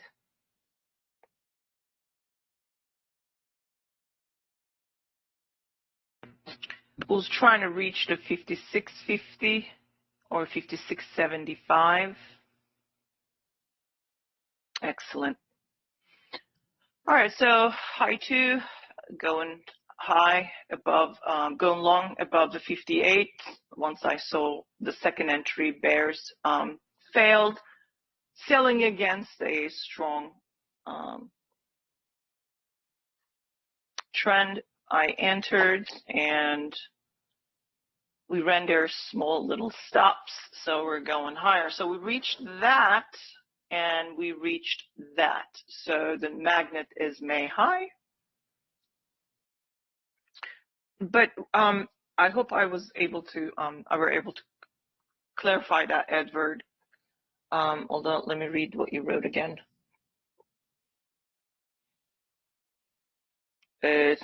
Oh, I see what you mean. You mean with the break even, right? But yeah, I mean they can get their break even, but this is a trap right here, right? So I'm just calling what's happening there. They can certainly get a break even with 59. And that's what they did, but it doesn't matter. That was a trap, so I played against it. So the reason why 59 closed that way, because every other trap bear, once they got their safety price, they exited out of the market. So whether you enter above the high 2 bar 58 or the bar that triggered the high 2 59, you're going to make money. So you are actually correct on what you're saying as well. I was just calling what was happening there. So hopefully that clears it up. So I do agree with you. Yes, they did break even there with 59. Yeah, that's true because the count begins again. Okay, so we got that as well.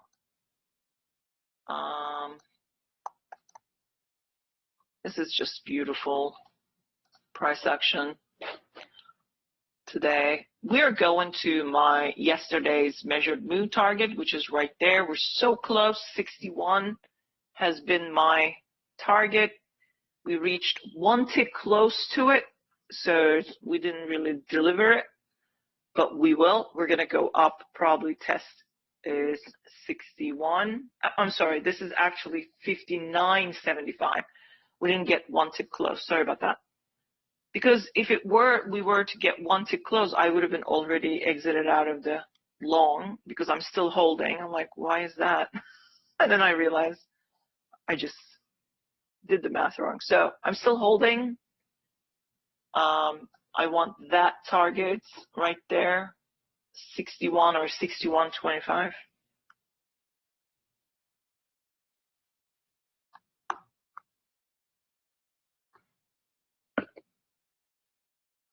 Could this be exhaustion? Well, we have 47, 48, 58, right? So 10, 11, 12, 13, 14. I like to see a couple more bars, at least 2 more bars before we come down. Market eventually will come down and it will test these, let's see, 47 lows. Somewhere here, it's going to test these lows. Right here, we're going to come down here eventually. I'll leave it there. But there's nothing to sell here. I still have my long. I want the 61.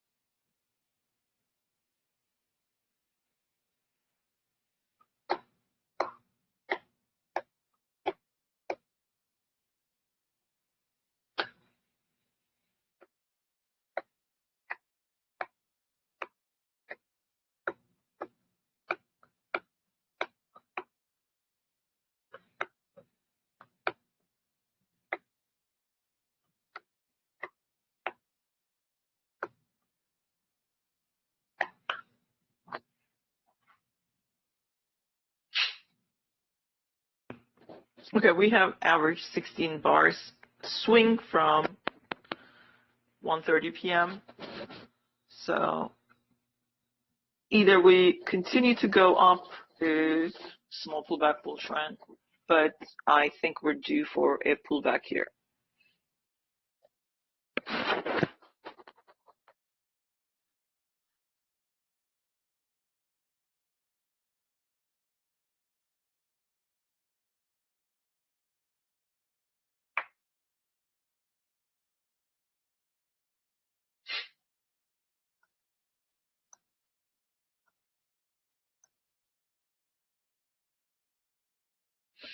Pullback could be towards 53, 54. Buyers are probably waiting there, 55 and 54. Notice it's a 61 outside bar followed by an inside bar. Breakout failure 63, so it's pulling back is to gather more buyers. That's because if anybody who bought the close of 63 trapped buying a false breakout from above 61, so they're buying this pullback to break even.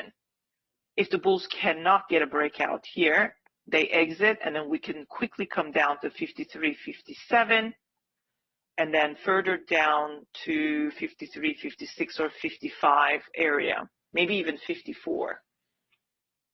But somewhere around 56 and 54 we might test if there are no buyers, strong buyers here. So the lower third of bar 61 seems like a good place if we can pull back and buy there.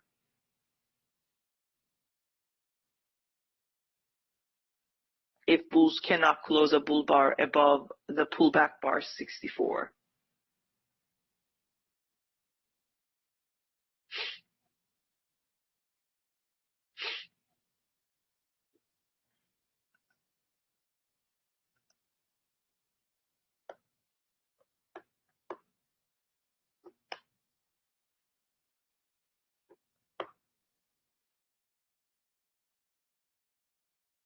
That's break even for bulls who bought the close of 63, trapped, and they bought again.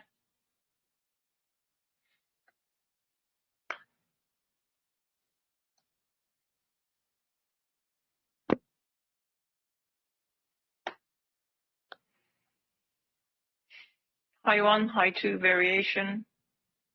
Bulls looking for a breakout again from above 65 high.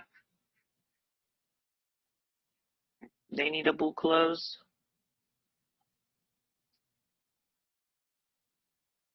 Okay, they just triggered it. So close to my target 61 or 61.25. But sellers could be here. Watch out. We still don't have a bull breakout body from the high of 61. Bears want a second entry short. They want failure. It's a very small reversal pattern, but it really, I don't think, maybe bulls got trapped with 63 high there. But without the second entry shorts, I'm not really interested in selling. I need to see bars going below these bars before if I start the count, I don't see. So if you are trying to count from, so which bar is the highest? Is bar 63 has the high, right? So you have to see some kind of a bar taking out one of these prior bars low to say that, okay, they're selling, then you can start the count. Otherwise, this could just keep going higher and higher. We breached the 40 point, which was around 49.50. So from there, add a 10 point, right? We're already at the 10 point, right? 49.50 to the bar 63 high is already 10 point and a quarter, I believe. Yeah, actually 10 point and 2 quarters. So a profit taken performed with bar 64, but it's not selling at all. So, but these bears need a second leg down here. Bar 64 needs a second leg.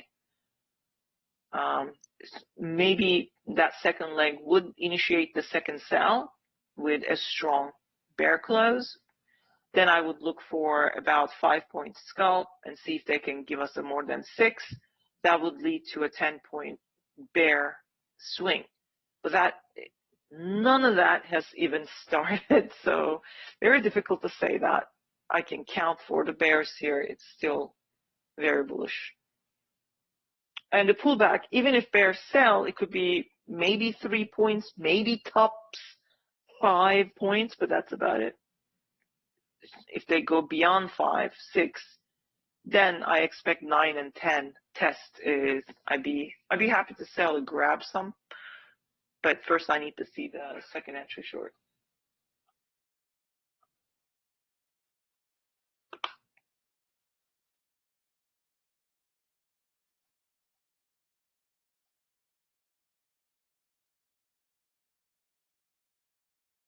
See, they sold right underneath that second entry short with 66 and 67, but they're looking for at least a point. It needed to test 57 to give them a point. So you enter short underneath that bar 66. You got a perfect scalp of 4 ticks, but that's not enough, right? It has to be 5 ticks to, give you profit. So 57, 58.25 entry, 57.25 is 4 ticks. It's not enough. It has to tag 57.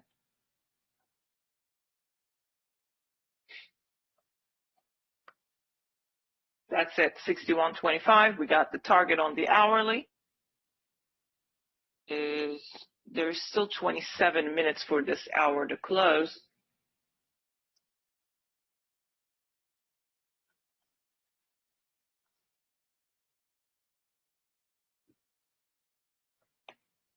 Another bull flag is it's an expanding triangle.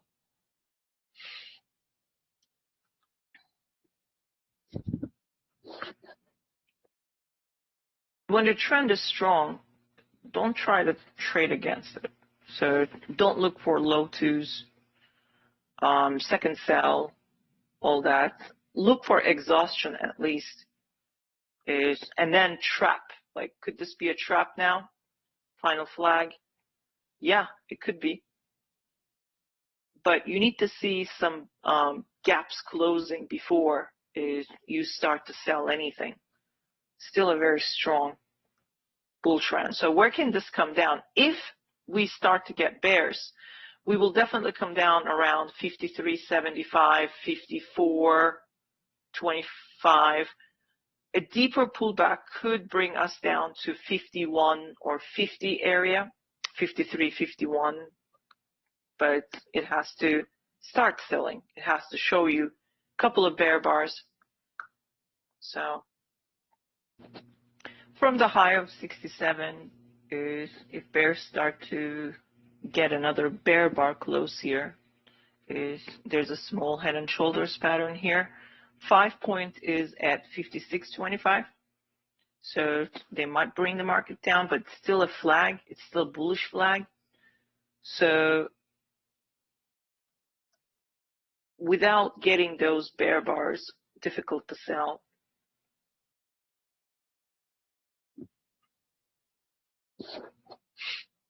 Relentless buying. That's the flag.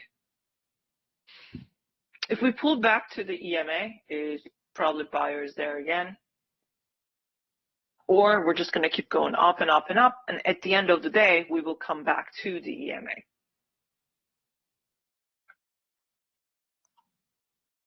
Market can also close above the EMA today without touching the EMA, because we already touched the moving average. Today, midday with 47 and 48 is eventually it's going to come down, but sometimes when you have this relentless buying, market could just stay above the EMA and close above the EMA.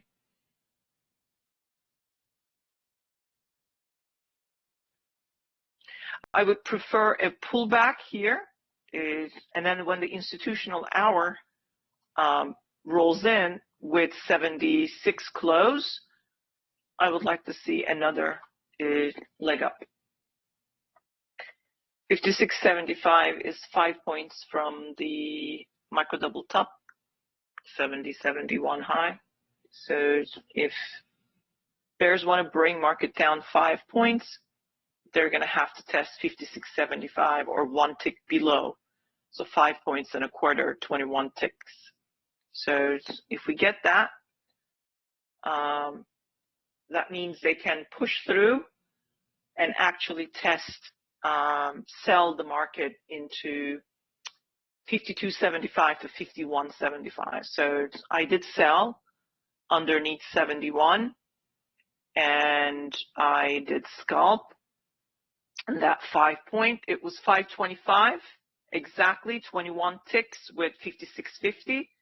I was at 56.75, so I scalped it, but I'm holding a runner just to see if markets can actually come down further.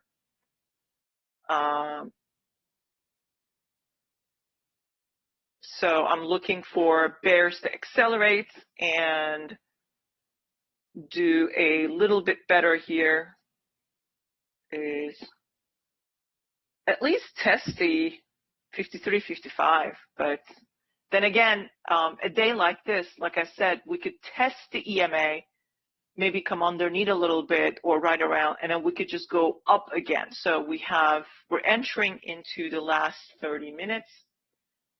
However, if we close below 55.75, market would continue to sell. Market would continue to sell is into 52.75 and 51.75. We might end up coming down to this trend line if they can accelerate selling, or we're going to bounce again, is one last leg before the close. If we move underneath the EMA, we're going to come down to this trend line. If we break that trend line, then this is my target. Okay.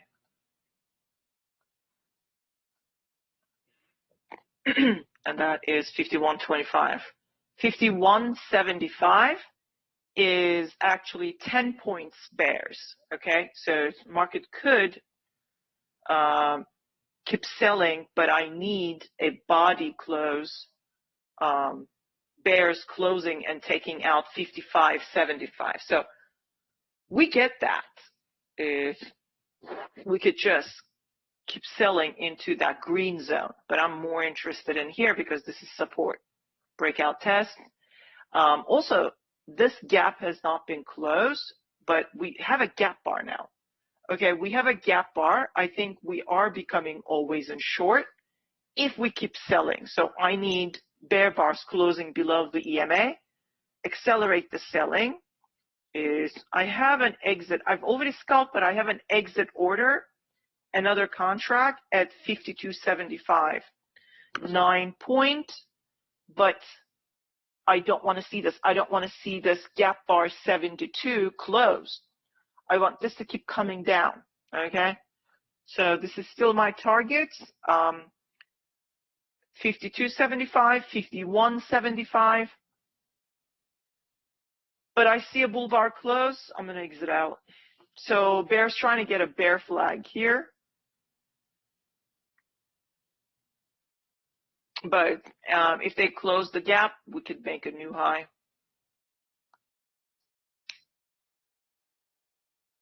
Excellent. So let's get down to here. But we still have to close the bear bar.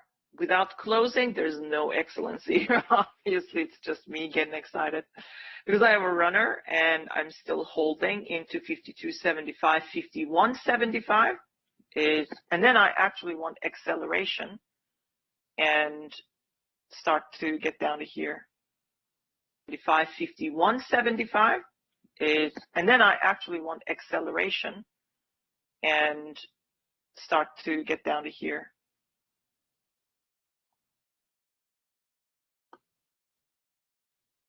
but I don't know if we're going to get that.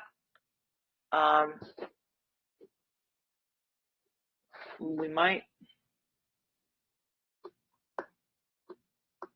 Bears trying to keep it always in short, but they have to prevent the bear gap bar body close with bar 72, 73 is trying to close that gap. Is if this bar closes in 17, 16 seconds is with an upper wick, next bar can be the early bear flag, 3-bar bear flag. So kind of a spike pullback and then come down. So if the bears can sell, but 73 is a really nice buy signal bar, so the bulls want another leg up before the close and then come back down and close above the EMA. But we get a bear bar here,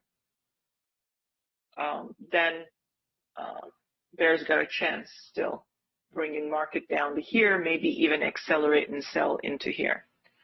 So if I measure today's range and find a pullback,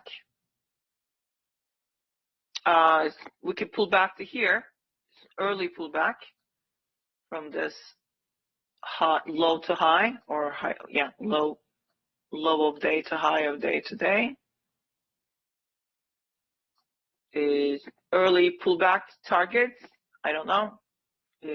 And then I'd like to see the 33% pullback. And then I have the projected targets very close to the 50% pullback. But I don't know if we're going to be able to accelerate and sell that much. The moment this gap with 72 closes, bears will have no chance. We're just going to make a new high.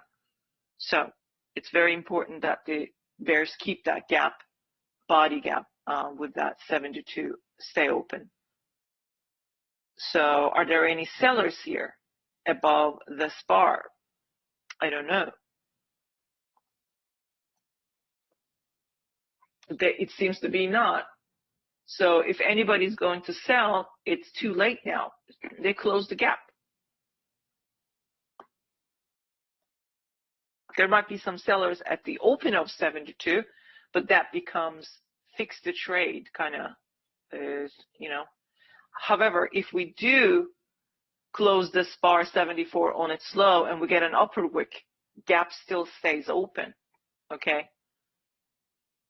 And bears might have a chance still, but this doesn't look good at all. So in a situation, a day like this, you get 2 touches to the EMA, right?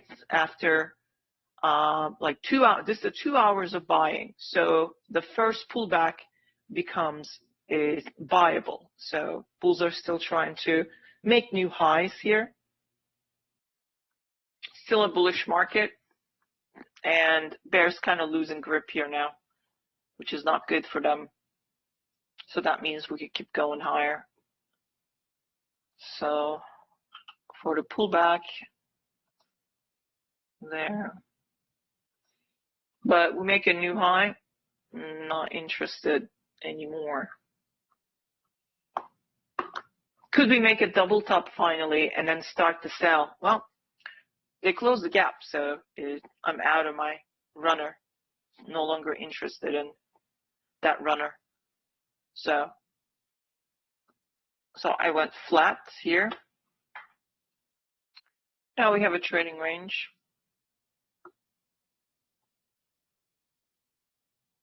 I'm flat at the moment. It's the end of the day, but plenty of time for market to either break out or make a double top neckline 73 and sell into where I marked this trend line, is these price lines, another trend line, support is, it really is not support, this is actually a bear target, swing target.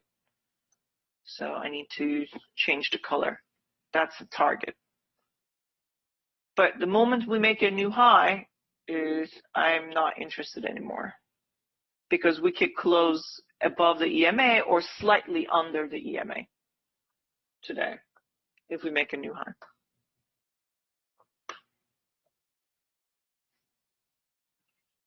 Okay, first sell after new micro double top 70, 71.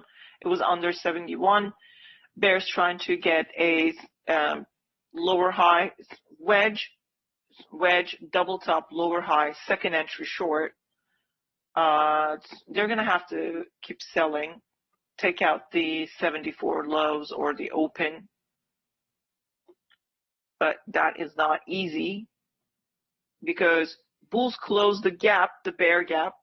Now they have a bull gap, so suddenly we could get bulls. So you can't just sell untimely, just thinking that this is a double top and it's going to sell. When market makes a gap, okay, right, so it's something like that, right? This is a gap from here to here, makes a big close of that gap, comes back down, okay, but now you have a gap here, right? So say you have a bar like this. So from there to there is the gap. Next, they can halfway fill that gap and then close a bull bar. Everybody buys above that bull bar with the stop underneath that gap. So if you're going to sell, you have to look at this gap completely closing by bears, and then you get another bear bar, then you can sell. Right, I did say it's an expanding triangle, bull flag. So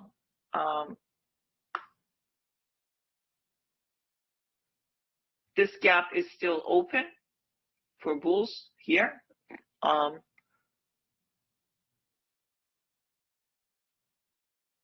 There's some skunk stops here underneath 73.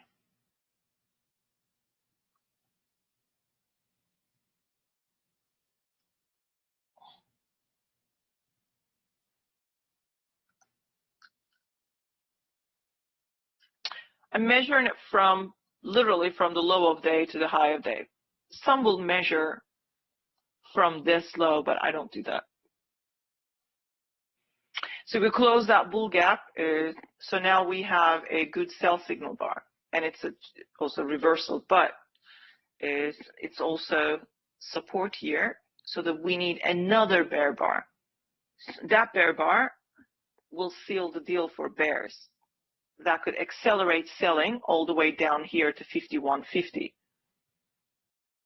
So I have sold here. I took profit here, 5 point, and then I left a runner. And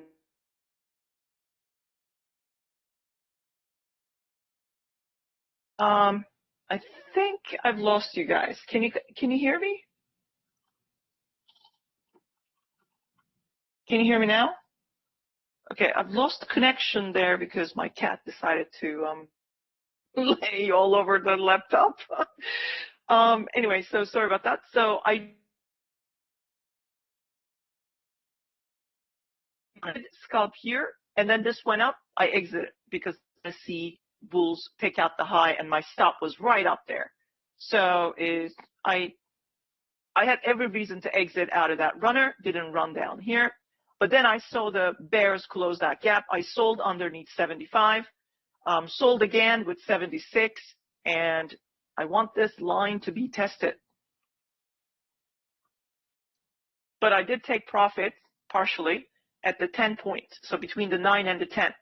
That was 52.75 to 51.75, which I said earlier we're going to go and test there. So 52.75 is right there. We did not test the 51.75, and we left this behind. So I have a contract left behind losing money right now. If we get the outside up bar, I'm going to exit above this bar and not going to hold it. But market can still sell and not only reach here, we could break this. This is what I'm interested. So let's see if we can get bulls reach there. But if this bar closes outside up bar, I'm going to be forced to exit because it's the end of the day. This is just too much. It's already a one big outside up bar. they were up here long probably, so those bulls bought, but I don't know. We left this behind, and this is a logical target. So it is bar 77 is the institutional hour, and the moment this bar closes bullish like that, I'm not even going to linger. I mean, I'm literally holding the button close, like hovering over it. I'm just not excited about this bar because I want to buy if that's what they want to do. So it's okay, I'm out. I exited out of this short. Is disappointed they couldn't give me my target. They should have. We were so close.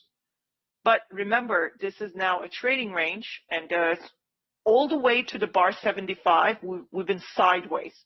So is any breakouts after the 75 is a misleading breakout.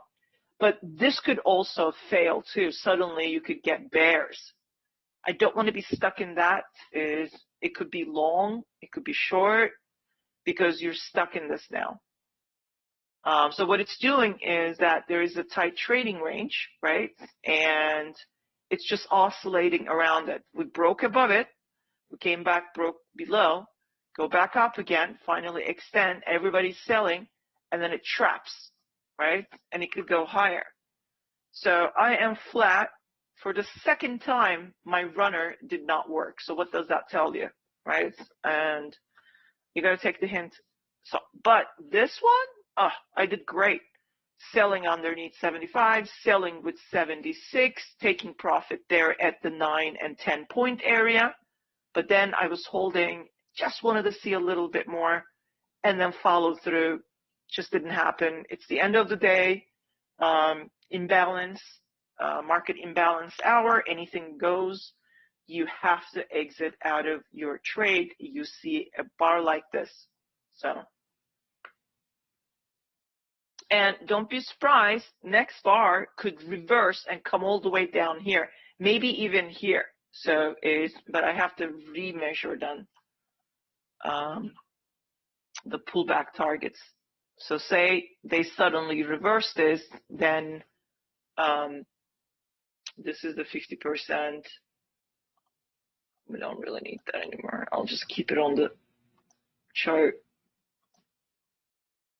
But that is a one big outside up bar. So I'm not going to trade this at all anymore. There's less than 6 minutes to the close. This can go higher, is for sure. And the target is 66.75 to 67.75 for bulls. It's trying to reach there. So if you are long, you reversed or something, or just you bought this bar with market order, market is trying to reach 66.75 to 67.75, could go even higher. But I am not in this trade. I am flat. So I did phenomenal today, but don't want to give back. When my runners quit, when my runners are failures, okay, twice in a row, I take that as a hint, okay? I take that as a hint, and I don't trade in that direction anymore. So I had that problem, and I'm done.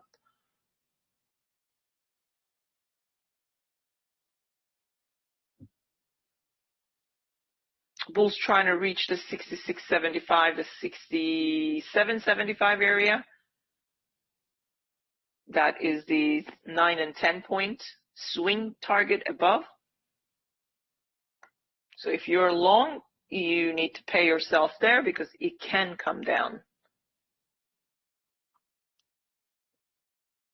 But this bar is probably going to drift. It's a really good bar. It's going to try to drift up to those targets I talked about. All right. So the bulls did reach 66.75 with the high of 78. Actually, sorry, that's 66.50 Oh, I'm sorry, guys. I was measuring on micro chart. Sorry. So there's always a one tick discrepancy. If you actually look at the micro chart, this is the micro. It actually did reach the 66.75. Okay, I was sorry. My bad.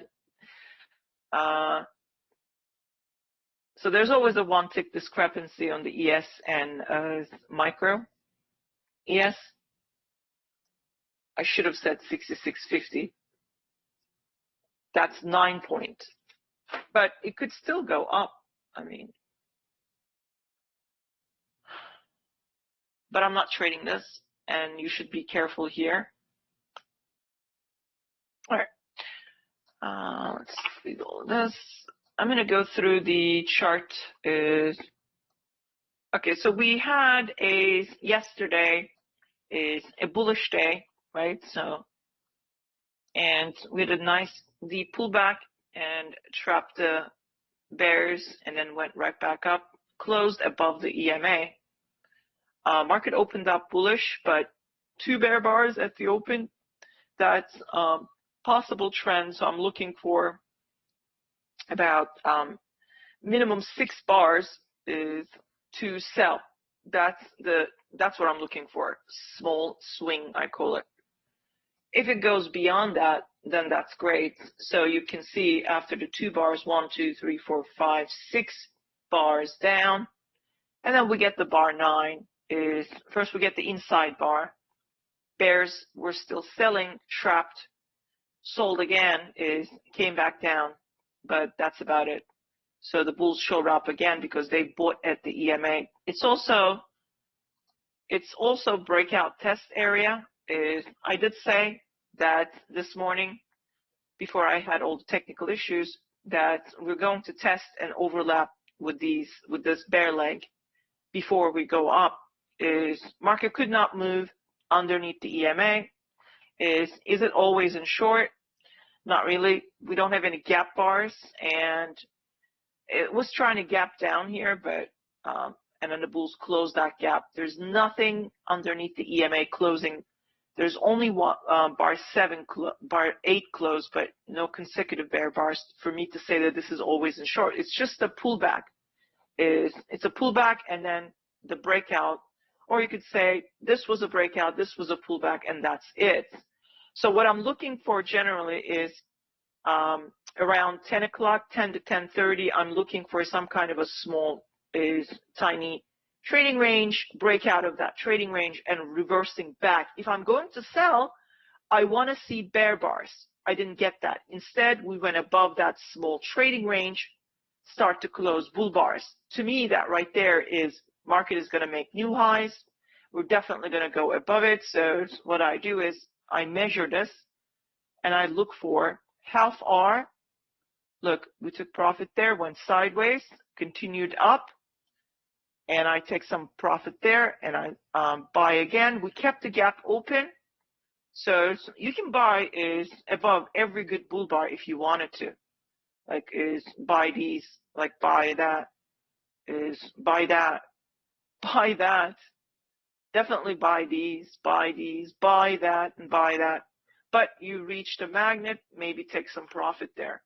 So I took profit there and the market came down, but you got more than 20 bars. I said you need to take profit if you are selling because we're going to bounce. The first touch after 20 plus bars gapping, market will buy at the EMA.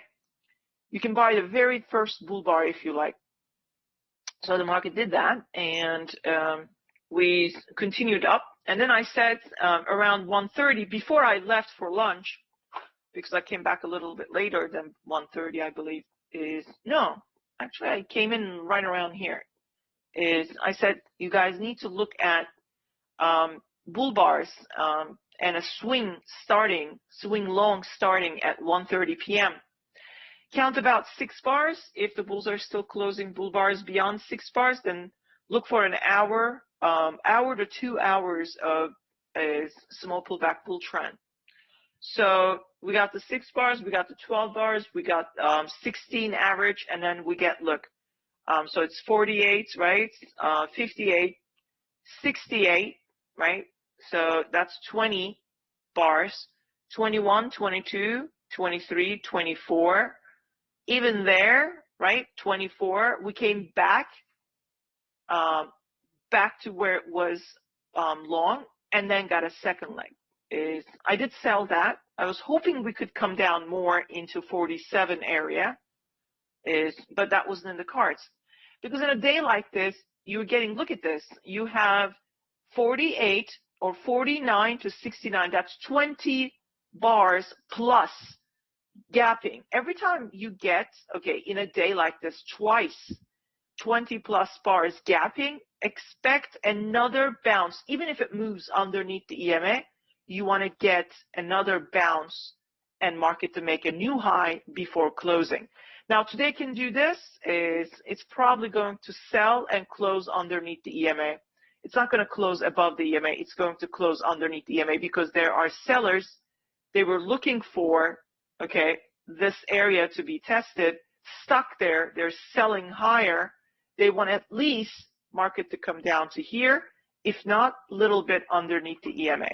So we are going to either close at the EMA or under the EMA today, most likely, okay?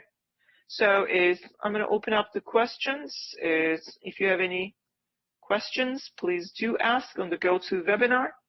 I apologize for this morning's technical issues. The link was never posted, although it was created for the streamers, but for some reason it wasn't posted.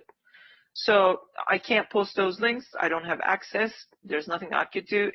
But apparently there's a way that I can provide you also. Ken is going to teach me that, how it's done. Anyway, so yeah, I mean, okay, so I've got a question here. Can you go over the range breakout trades for today? Yeah, sure. But first, let's find the ranges, right? So you got 3 range bars right there. I'm looking for a couple of touches.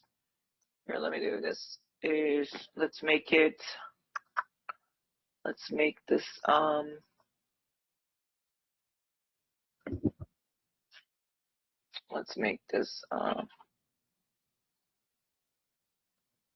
lot more. Okay, here we go. So that's that. So whether it's yeah, I'll go over that. So whether it's a stop, I'm sorry, whether it's a 2 bars, I look for 3 bars. 2 bars is not really a range to me, but even a 1 bar can have a decent range. So here we go. You have 3 bars, right? So I have similar price touching, and then I have a really bad breakout, but it is a breakout, but it's not with the body, right? So which is fine. If you do sell, you're selling too early. Bar 5 did not close all that strong. So most likely it's going to pull back to the 50%. Then the sellers will show up, right? So you could do 2 things. You can look for the breakout and a stop there, go for 1 hour, right? Or measured move. Or you can simply put just stop there and you could go for a 2 hour.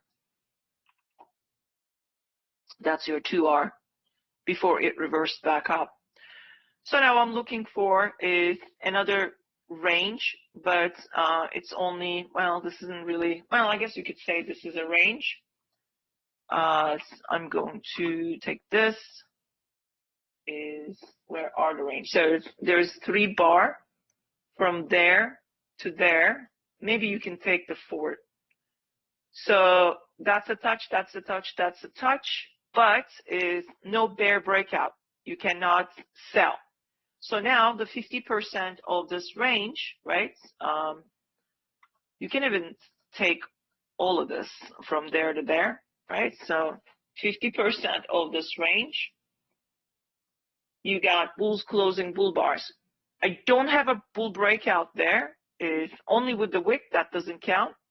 I need bar 11 to close a bull bar above the yellow box, right? Border. I don't have that, but I have it with 12. Okay, so that's great. So now I can measure. I can measure from there. I can put my stop here. That's my 1R. And I think they got the 2R.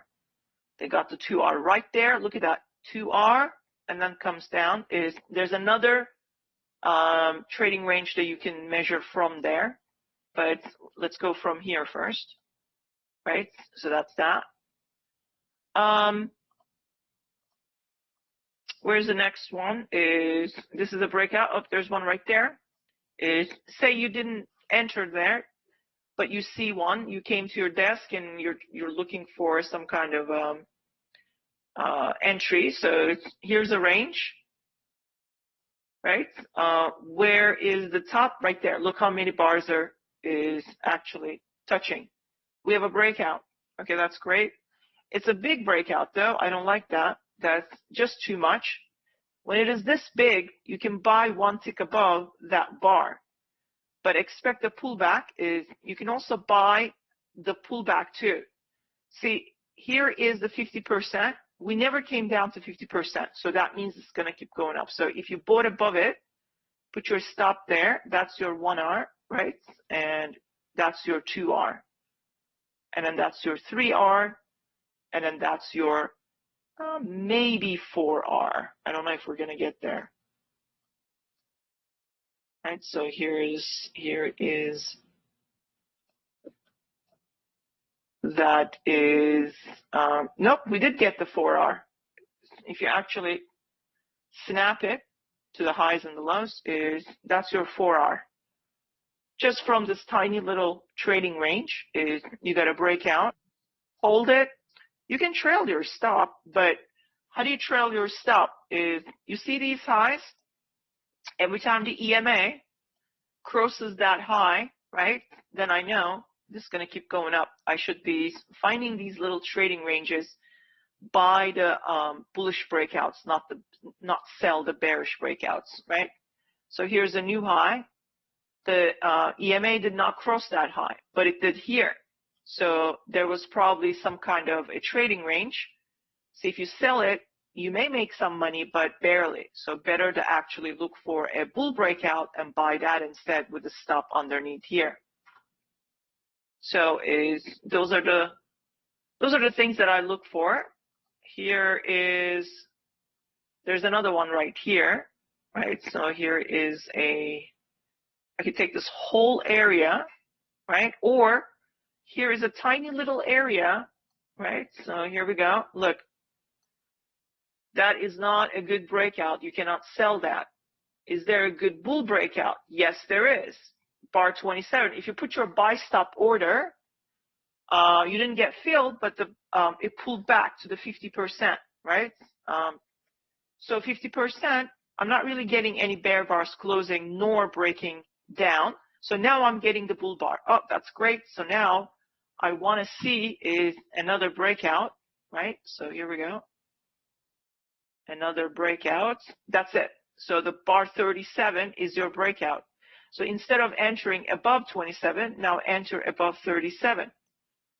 So now I'm going to measure from there. Okay, stop under here. I'm going to go for 1R. That's it. And that's my 2R. That's my 4R, 3R. Well, we can get the 4R. Well, but we ran out of time, so don't blame me for that. But it works out, right? And you can even just scalp it and then rinse and repeat and rinse and repeat. So here is, let's see. So that's a good exercise.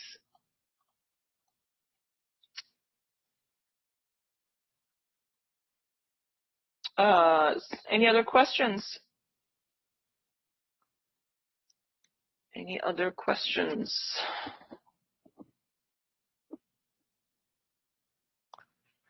And I'd be happy to call, now on, going forward, I'd be happy to calling those little trading ranges. They might look little and choppy, but they are major signs, okay, that, you know, you should be looking for a 2R trade, right? 2 times the risk reward trades, you can get that. And they add up. I trade with that all the time. You can trade it on any instrument, does not matter, including stocks. I trade with that all the time. And you can really, if you're trading S&P, you can really rack up, a P&L like in 4 digits, very short amount of time by just, trading a couple of contracts, not even, mass amount of contracts. So, but you have to really focus and look for that, stick to the rules. So basically in those trading ranges, I actually see failure of a failure is swing setup. So look at this right here. It's the same thing, right? Failure of a failure is swing, 2 bars. If you buy above early before the breakout, stop here, you're going to get 1R, you're going to get 2R at least. See what I mean?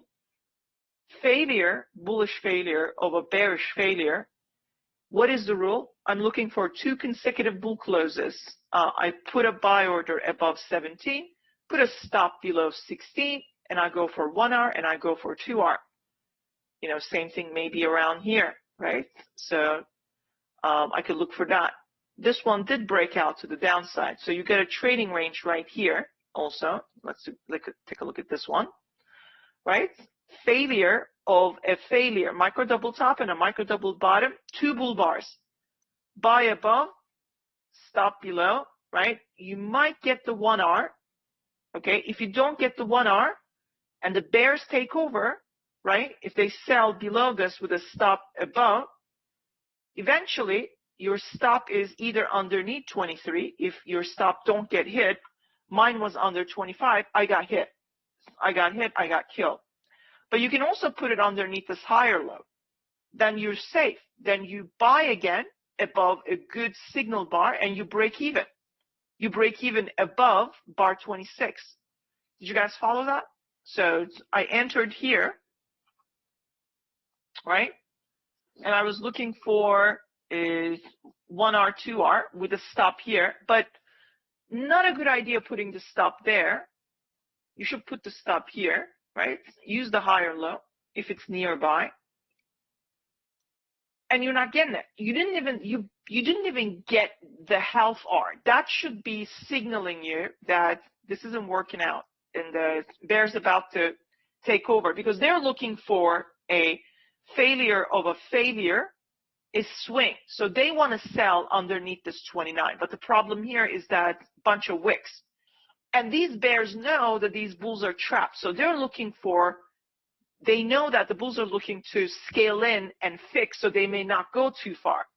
But if the bulls had their stop, they got their stop run over, and these bears might have made money. So if you are a bear and you sold underneath 29, because that's the rule, is right, 2 consecutive, you put your stop above either 28 or 27, since the higher high is closer. You couldn't even get. Your situation is worse than the bulls. Bulls got so close to the half R and it failed. Bears couldn't even get that close, right? Why? Because these bulls are pissed off, so they want to buy. If you suddenly start to see bulls are going up and running, you don't have to buy here. You could just wait, okay, for it to fix itself. Market goes above where you entered, which was bar 26 high. So it gives you a break even. Now you're making money. They're running the stops, right? They're running the stops. You can even calculate from here. Look, failure of a failure. Failure. Now you can actually look for a brand new 1R, 2R. Failure of a failure. 2 bull bars. I'm going to measure is right there. I'm going to put my stop here, but you can put your stop here. You should measure from here. That's the initial, right, is risk to me. And right there, so I entered above here. I got my 1R. Okay, this is success. Can I get my 2R? It might pull back, right? But bears got a really nice 2 bars, but these lower wicks lower the probability for bears getting 1R or 2R. In fact, if they put a sell stop order, they never entered anyway. So the bulls bought there.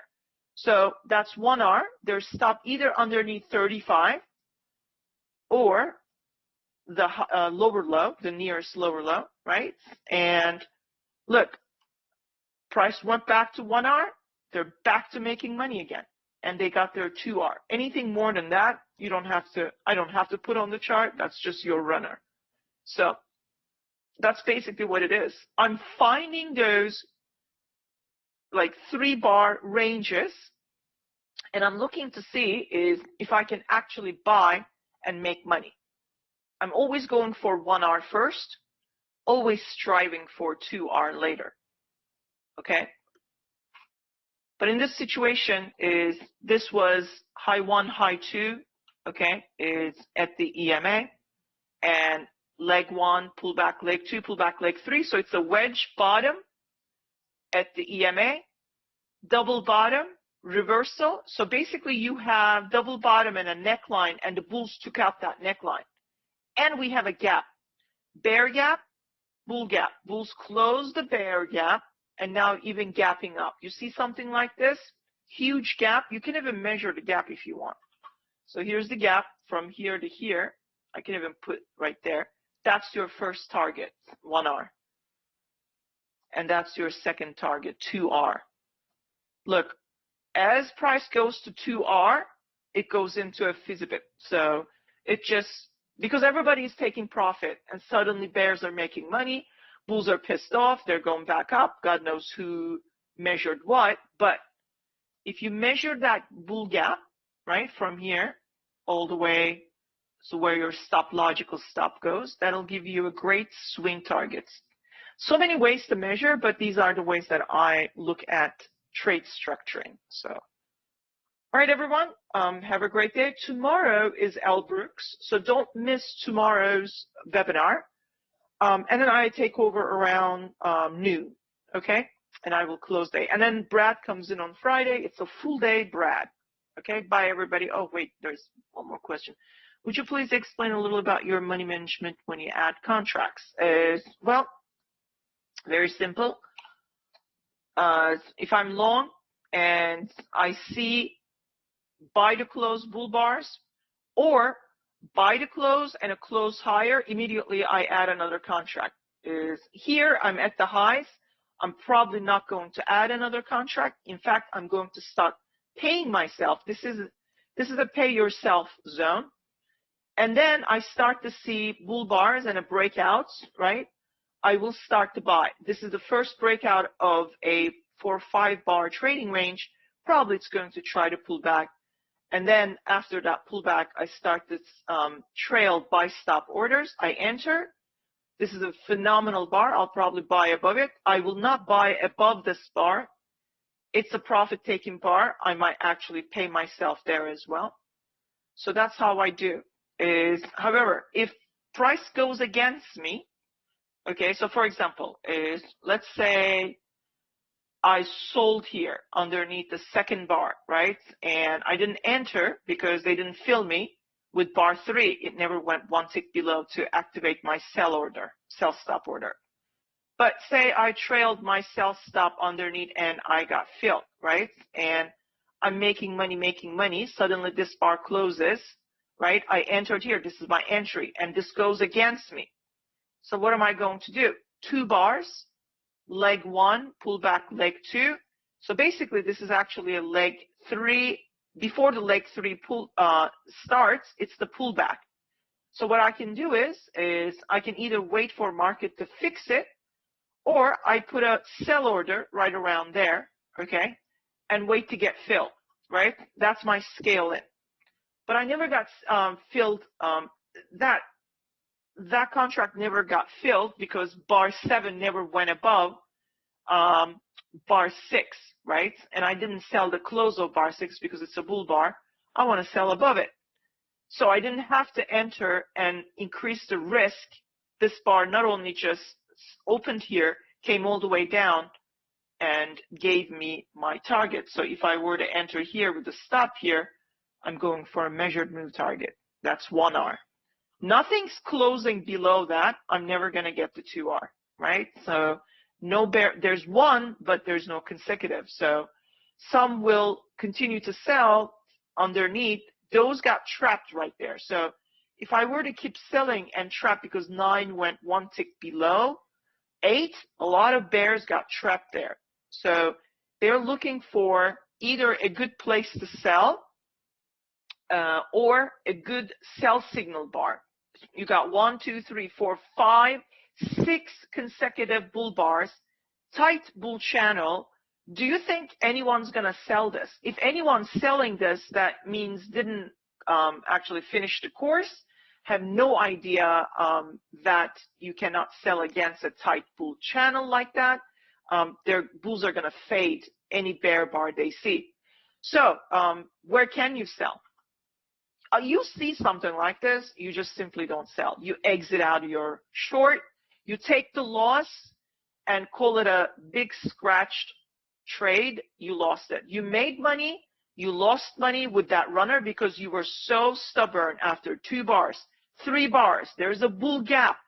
There's another bull bar. So you still haven't taken loss here. You deserve to be punished by giving back to market everything you made down here, okay?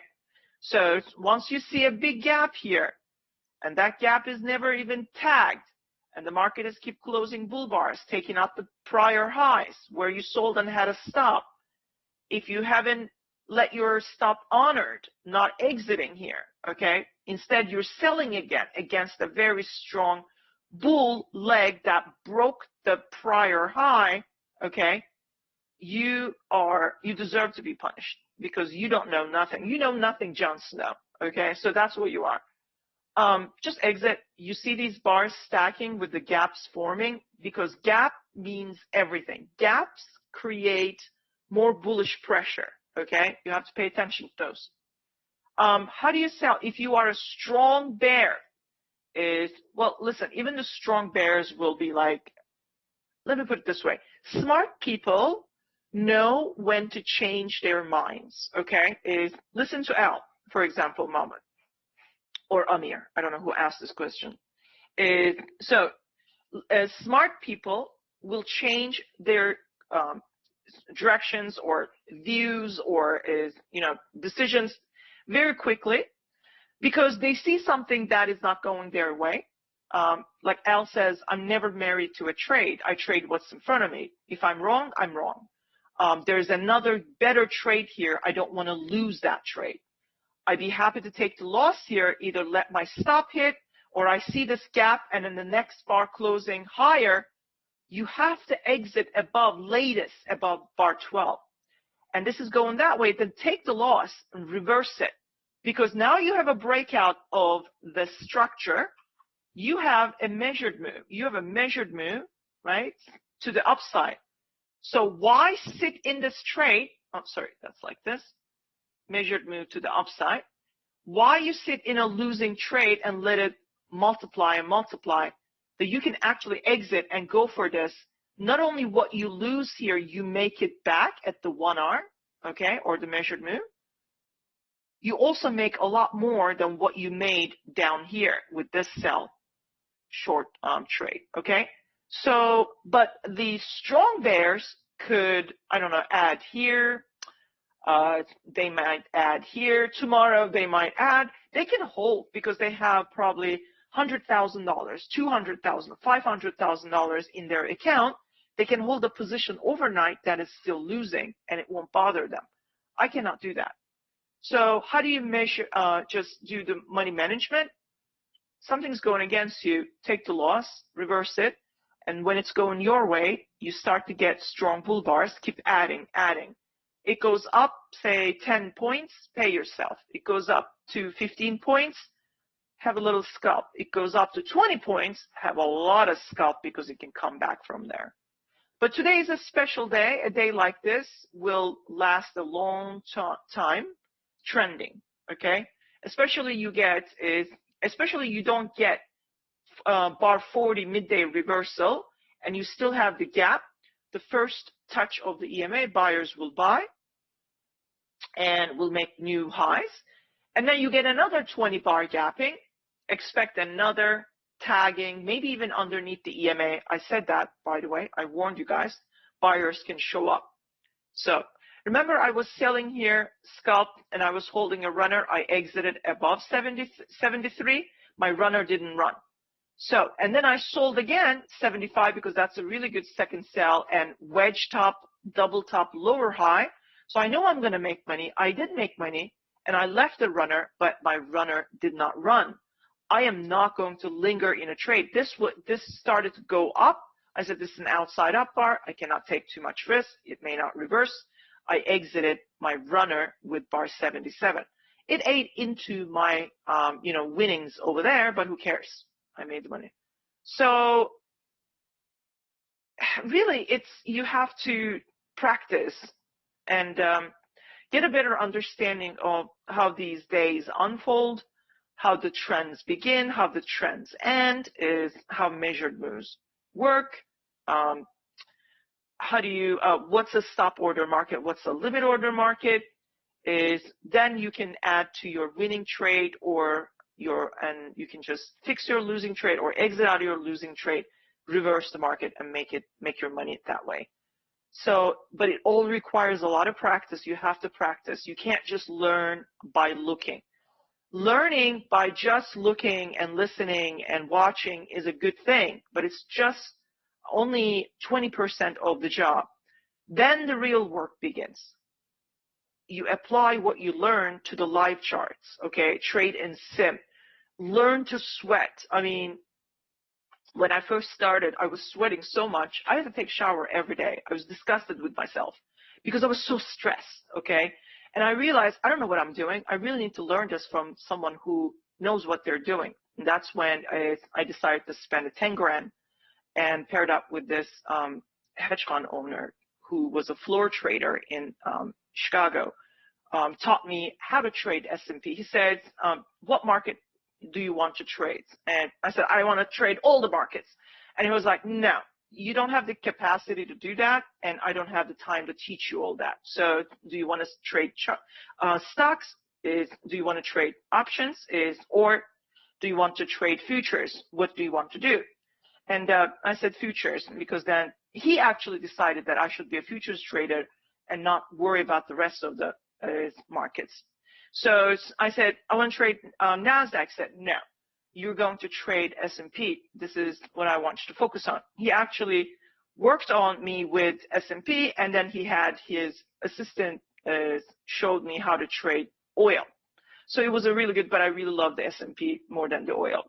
So I learned that how S&P market moves, okay? Once you learn the characteristic of the market you're trying to trade, then you know exactly when they're going to, how many points into the direction that the price is moving that they're going to scalp, and exactly when or where it's going to swing. Once you learn that, it's easy to make money. So you have to study that. You can do it yourself. You just have to spend a lot of time on the charts and learn. And I would recommend you RTH 5-minute charts. Then money management comes in as you take trades and you learn what's working and what's not working. So that's what I would recommend you to do. Anyway, that's a lot of long-winded answer. I'm sure you were looking for a short one, but I never have short answers. So. All right, I'll see you guys tomorrow in the afternoon. Don't miss Elbrook's session. If you haven't joined the trade room and this was a free session, I'd recommend you guys to sign up. It's only $4.36 a day with downloadable recorded files to keep forever. So it's just basically $4 a day, but you learn a lot. Okay, bye everyone.